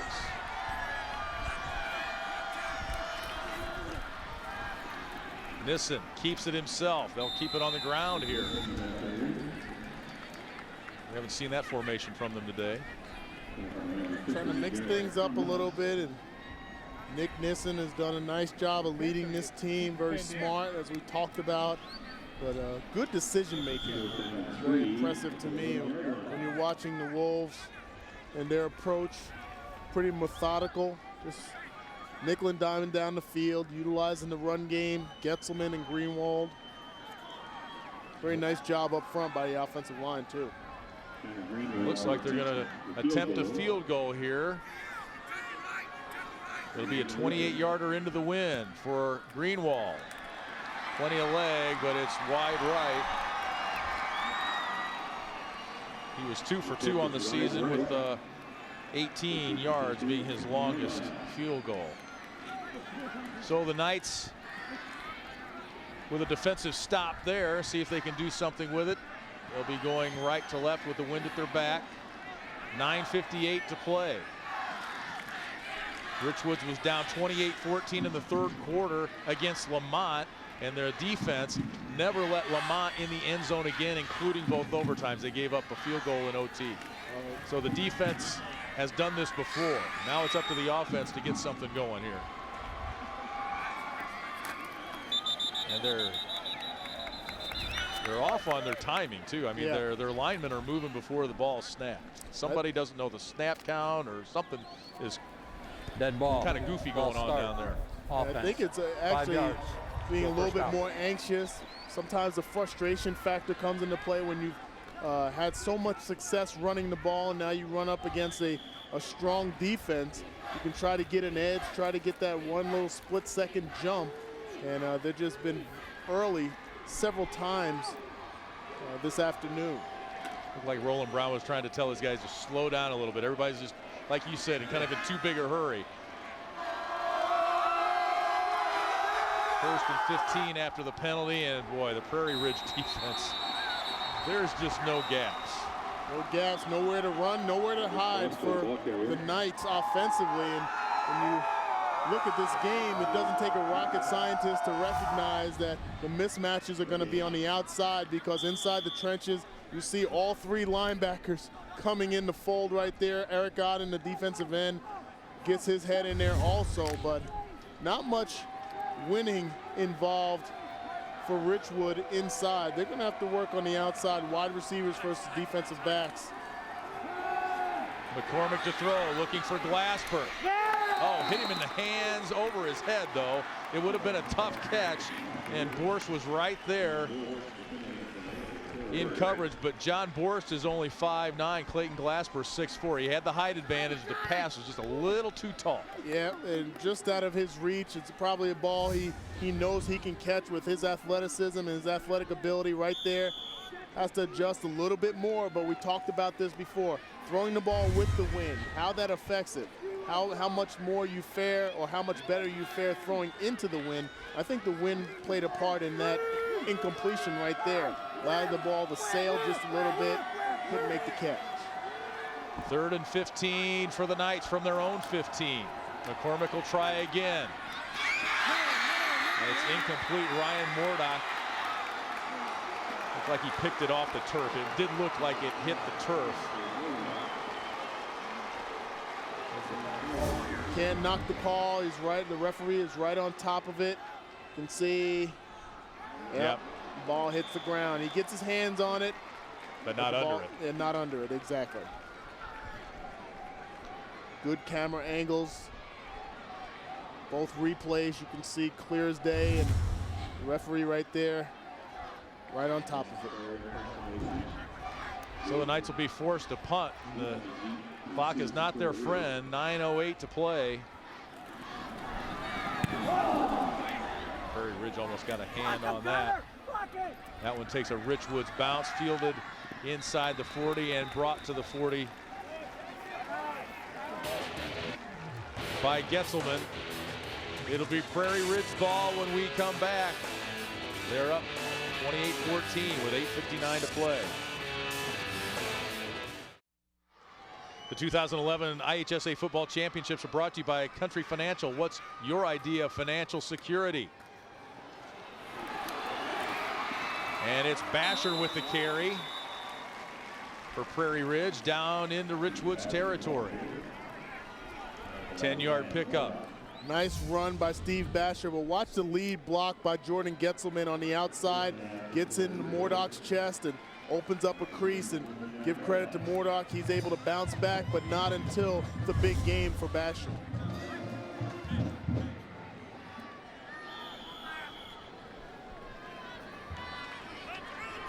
First and 10 at the 49. Greenwald with the carry.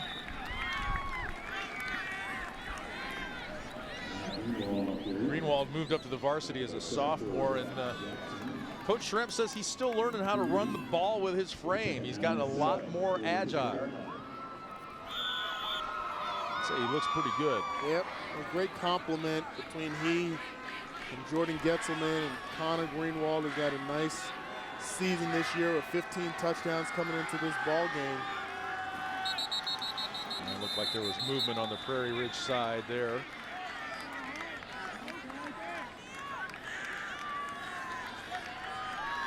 Class 7A football coming your way next on the IHSA TV network. Dave Bernhard, Jack McInerney with the call.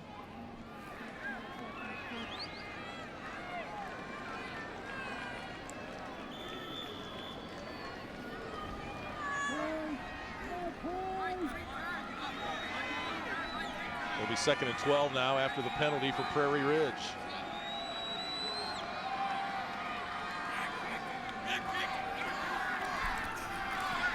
Nissen just his 4th pass attempt of the day, and it's complete. First completion to Sean Valentine. His dad played for Buffalo Grove in the '78 title game, so bloodlines, whether it's the same school or not. It's a nice job, just a 2-step drop, running an outside hitch. Jeremiah Johnson, too much cushion on the outside, one-on-one coverage. Nice job by Valentine for the first down. Nissen, the late pitch to Getzelman, and Glasper is there to bring him down at the 40. It'll be a loss of a couple on that play. Glasper with a nice play defensively. I believe this is what Coach Roland Brown was talking about and getting in the ear of Glasper early on about taking away that outside run, doing his responsibility. Works it to perfection right there. Nice tackle for the loss. 2nd and 12. That's Getzelman for a couple. We talked about the only loss of the season for Prairie Ridge came to Cary Grove in overtime in week 9.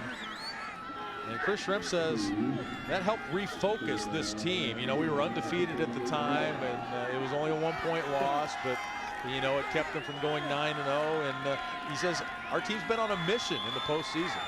Well, you know what? It's something to be said about losses, especially when they happen in that latter part of the season. It brings a reality check to your team, helps you understand that you're not as good as you thought you were. Getzelman stuck at the line of scrimmage. There's Malik Young again, number 54. Very mobile defensive tackle at 333 pounds. Malik Young. You see Mikhail Davis comes up from the safety position to make the tackle, but a nice stop on the quick pitch to the outside. Malik Young was the leading tackler in the semifinals, 10 tackles against Lamont.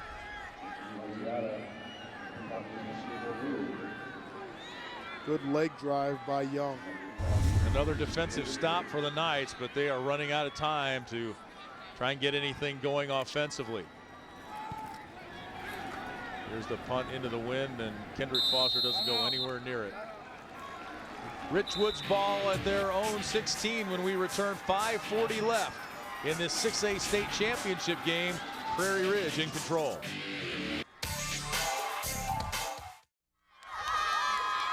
.540 to play. Prairie Ridge loving things right now. Jeremiah Johnson brought down after a loss of a couple, and this Prairie Ridge defense, there is the real deal. That's, yes. You can say that about this team. Yes, they are, and it all, you know, you like to give a lot of credit to the guys up front, but I'm going to give a little bit more credit to the linebacking crew. We talked about them over and over in this ball game with Corcoran and Lenansky, and Rudica and Sims really doing a nice job, and Kirchberg on the outside. They flow very well to the football. 2nd and 12, backs in the eye. Here's the pitch, the reverse. Glasper looking to throw. Played quarterback last year. He's got Jeremiah Johnson, who had to wait on it. And it's broken up back there. Glasper, what an athlete. He was 2nd in the 110-meter hurdles at state last year. And a big throw there, but even with the wind at his back, it's a little short to Jeremiah Johnson. Well, this is a situation where it looks like Jeremiah Johnson has to hesitate a little bit, and again, a big hit by Brad Sims, a linebacker. Ball just hangs up in the wind a little bit too long for Jeremiah to make the adjustment. But on that play, when you're running a reverse pass coming from the left side of the field, has to be maybe a stutter go or a stutter post in that situation, Lee, to give, not to outrun the arm of Glasper. Sean Foyer broke that pass up. 3rd and 12 now, under 5 minutes to play. McCormick looking across the middle. He's got Glasper. And that'll be a 1st down for the Knights.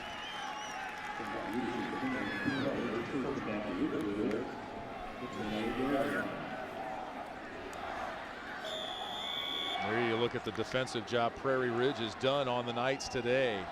405 yards per game, most of those on the ground. Only 178 today, and the rushing numbers, just 69 yards on the ground for Richwoods, and Foster came in averaging 181 on the ground by himself. McCormick back to throw, and knocked down at the line of scrimmage. Nick Lelansky comes in and does a great job. 6'2", 185-pound junior. Comes in the blitz off the right side, a nice block.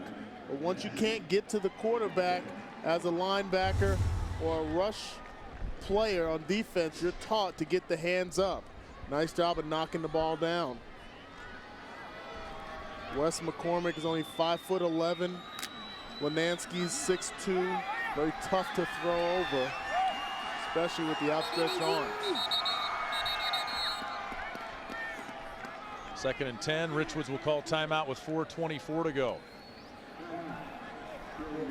The Knights average over 300 yards rushing per game. And they stand at 69 right now. Kendrick Foster only 59 yards.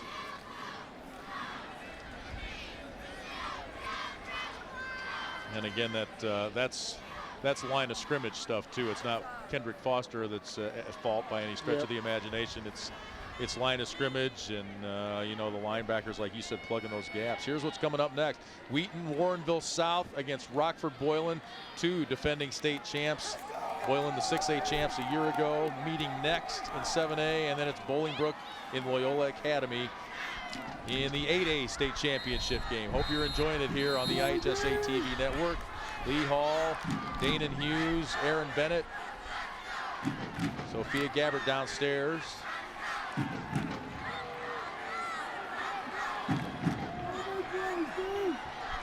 All the good people out doing the camera work and in the truck doing the behind the scenes action to bring you these games.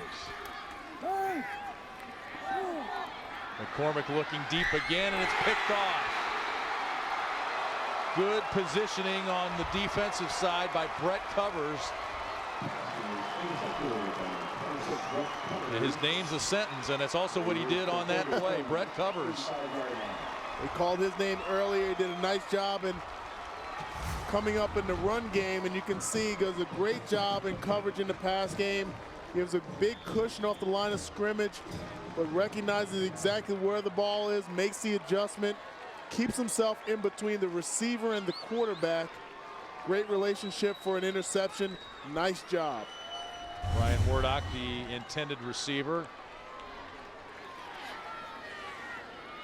And here's Basher on the pitch. And he's out of bounds at about the 41, pickup of 6. Second turnover of the game for the Knights. And they had to take their chances downfield. You know, you look at the Knights and what they've been able to do. They've really only fared well as far as big yardage.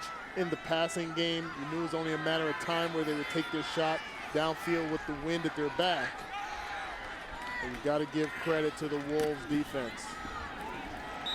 On 2nd and 4, it's Getzelman. Getzelman on the carry. 66, Corey. Prairie Ridge. Time winding down here in the 6A state championship game. Prairie Ridge in control, up 28-14. Richwoods defense has steadied. They haven't let them in the end zone for a while, but unable to get any offense going here against the Prairie Ridge defense. There's Getzelman spinning and turning for first down yardage.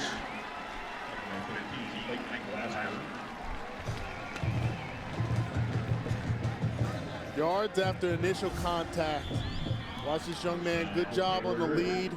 Steve Basher just shields off Ben Corey just enough to allow Getzelman to get through and keeps those legs driving at the point of contact.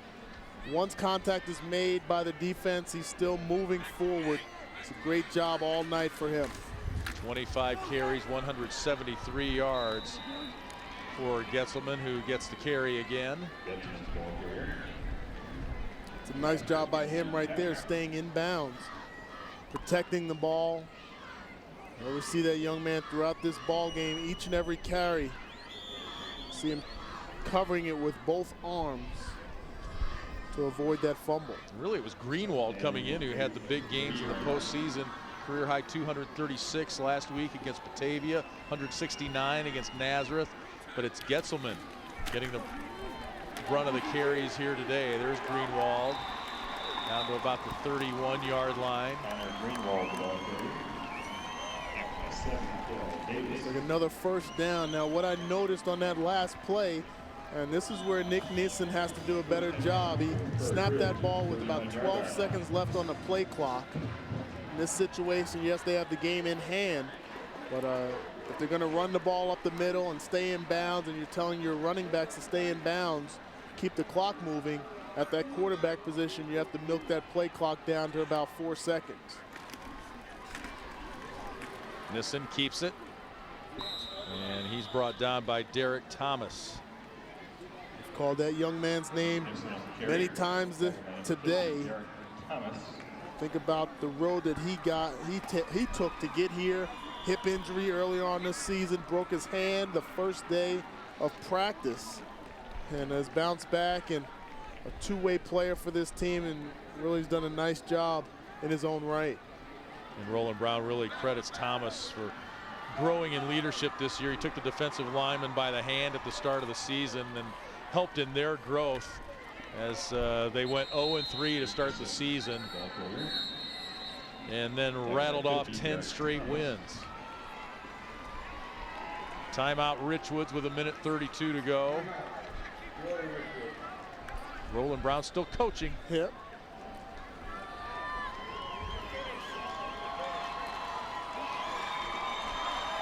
And Prairie Ridge starting to celebrate downstairs. This will be the first state football championship in school history for Chris Schrem. Program he's been in since day one.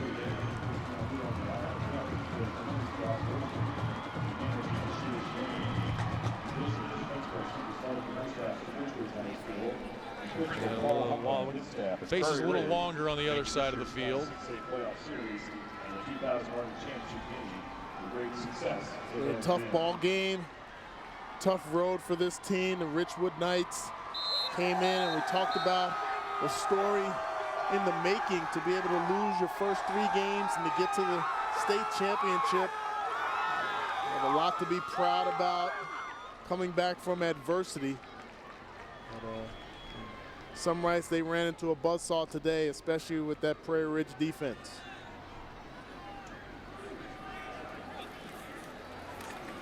Nissen, the pitch to Basher, and he's going to go. 27-yard touchdown for Nick Basher.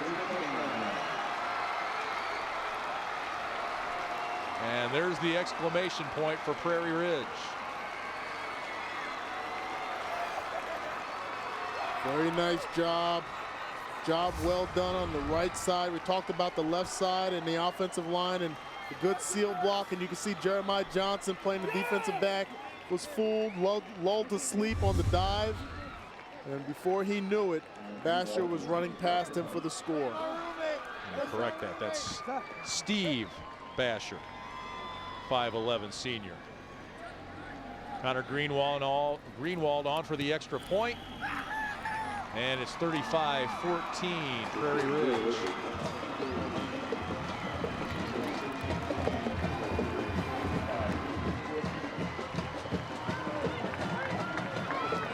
Steve Basher getting congratulations after his touchdown run.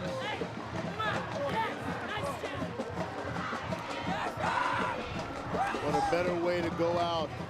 Great way for a senior. Last carry of his high school career to be a touchdown in the state championship. You see the excitement on their sideline. A great season. Came into the game 12-1. We talked about it earlier. The loss to Cary Grove in overtime brought this team together, kind of allowed them to regroup, showed the character of this team. Coach Schremp has a lot to be proud of.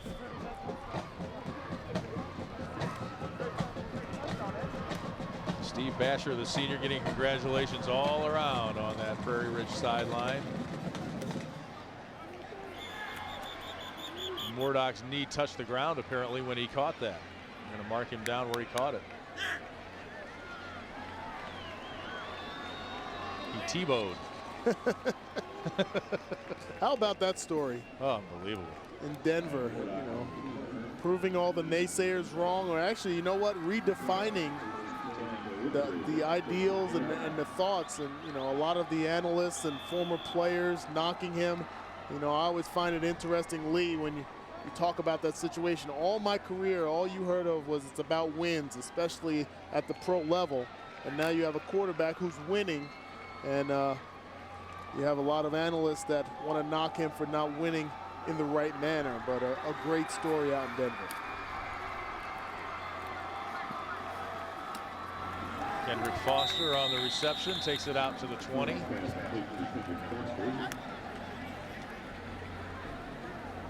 a special player, there's no doubt.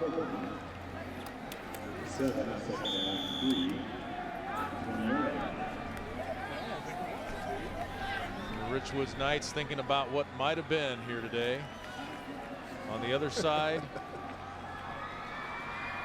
it's referred to as the Gatorade shower, but it's usually H2O.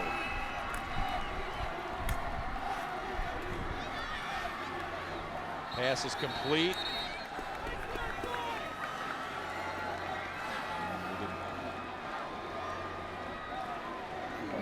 That was Alec Linehan on the catch. He was met by a host of Prairie Ridge defenders.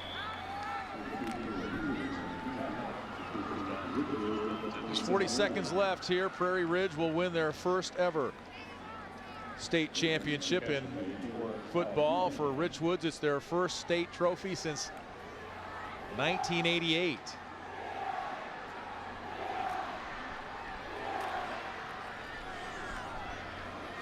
McCormick goes and is picked off by John Borst. There's the shower.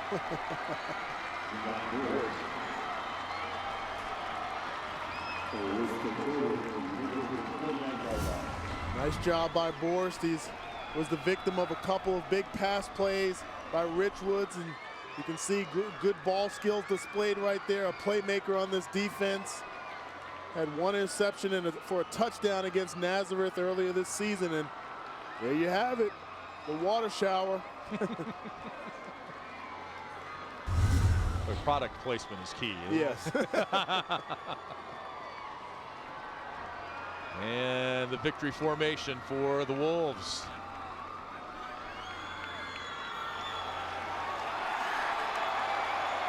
Well, you think about the Richwoods Knights, 0-3 to make it all the way to the state championship game is an incredible story. And you think about Prairie Ridge, a school that didn't exist before 1997, to be here and winning a state championship, and to have Chris Schremp be a part of that from day one. That's, I mean, he's been in on it from the ground floor. Yep, and it makes it even more special to know that you were the start of something and that's carried on all these years, and you've come to the pinnacle and won that state championship, and in the fashion that you did it with defense. And we haven't seen much defense played in some of these ball games this weekend, so it's been a treat to watch and prove that old saying about defense winning championships, because those young men right there have a lot to be proud of, going against a very tough offense, dangerous offense from Richwoods, and stepped up to the challenge. 35-14 our final. Prairie Ridge is your 6A state champion for 2011. Our congratulations to the Knights on a dreamlike season, storybook season that takes them to the second place trophy in state, and for Prairie Ridge, their first ever state football championship. Back with more from Champaign on the IHSA TV network.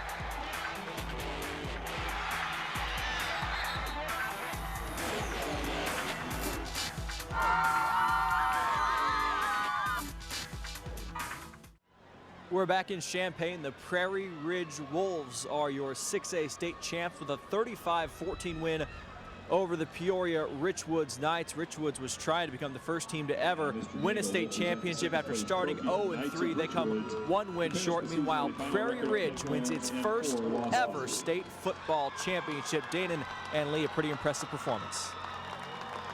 Absolutely, Aaron. Thank you very much. And, you know, your heart always goes out to the second place team.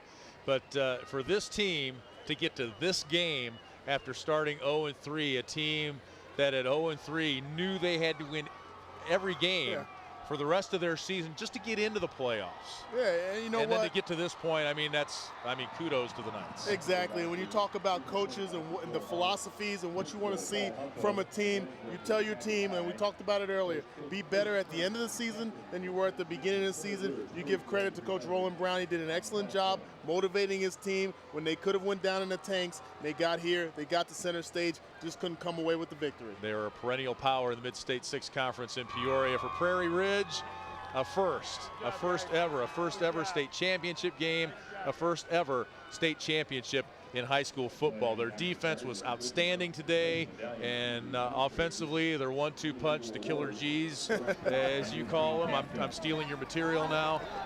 They were awesome, and Nick Nissen at quarterback just running a flawless show out there today. Very efficient offense, defense, special teams, all three phases of the game.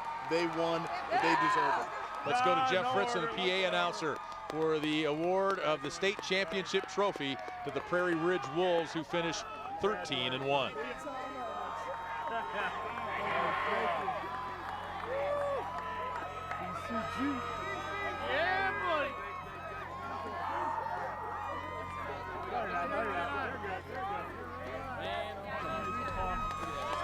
And now Mr. Clegg will present this year's state championship Class 6A team trophy to the Wolves of Prairie Ridge, who finished the season with a record of 13 wins and 1 loss.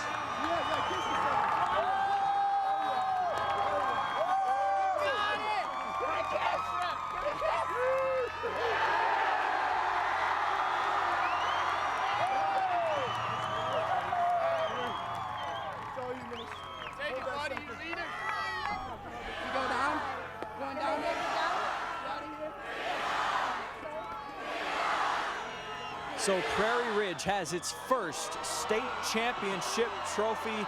The Wolves with a 35-14 win over Richwoods. They, I'm sure, will celebrate long into the night. We will be back with more next on the IHSA Television Network.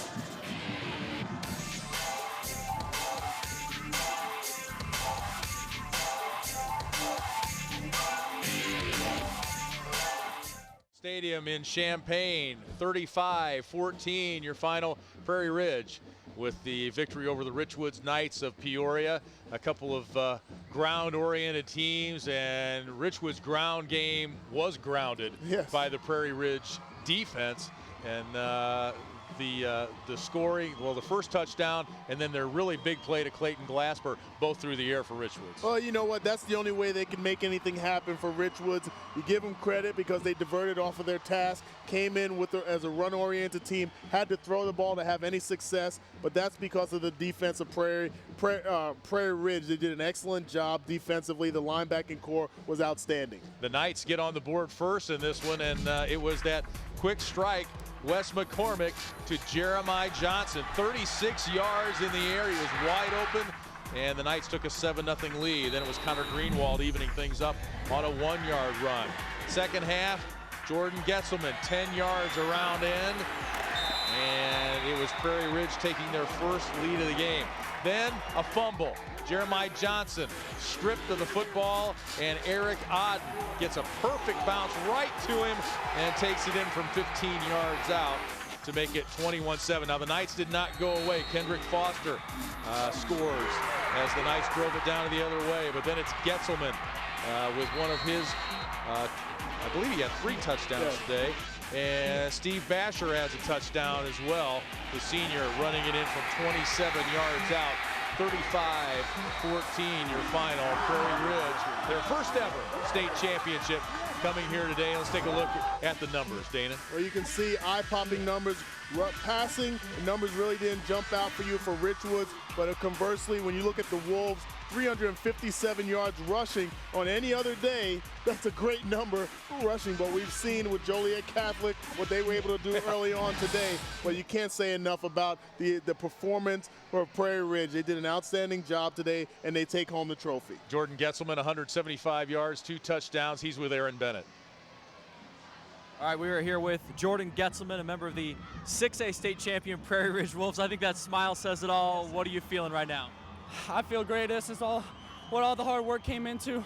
Our seniors did a great job all year putting in the hard work from day one of the loss to Boylan last year, and this is all for them and the great coaches we had.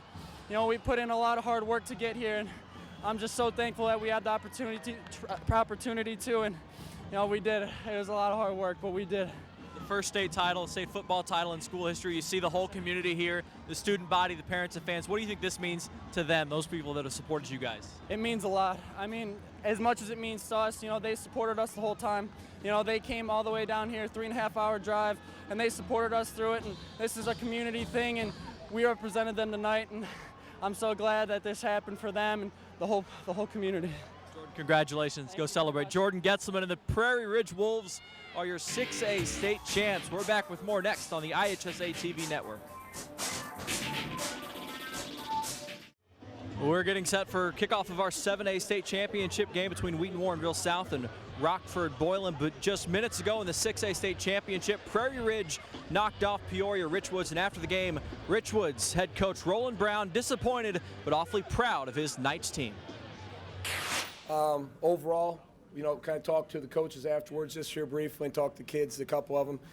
I thought it was a pretty good ball game. I know it was 35-14, but I thought it was a very well played football game, and I thought the kids played hard, got after it, well hitting ball game out there as well. And Prairie Ridge is a very, very good football team. We talked all week how we were going to have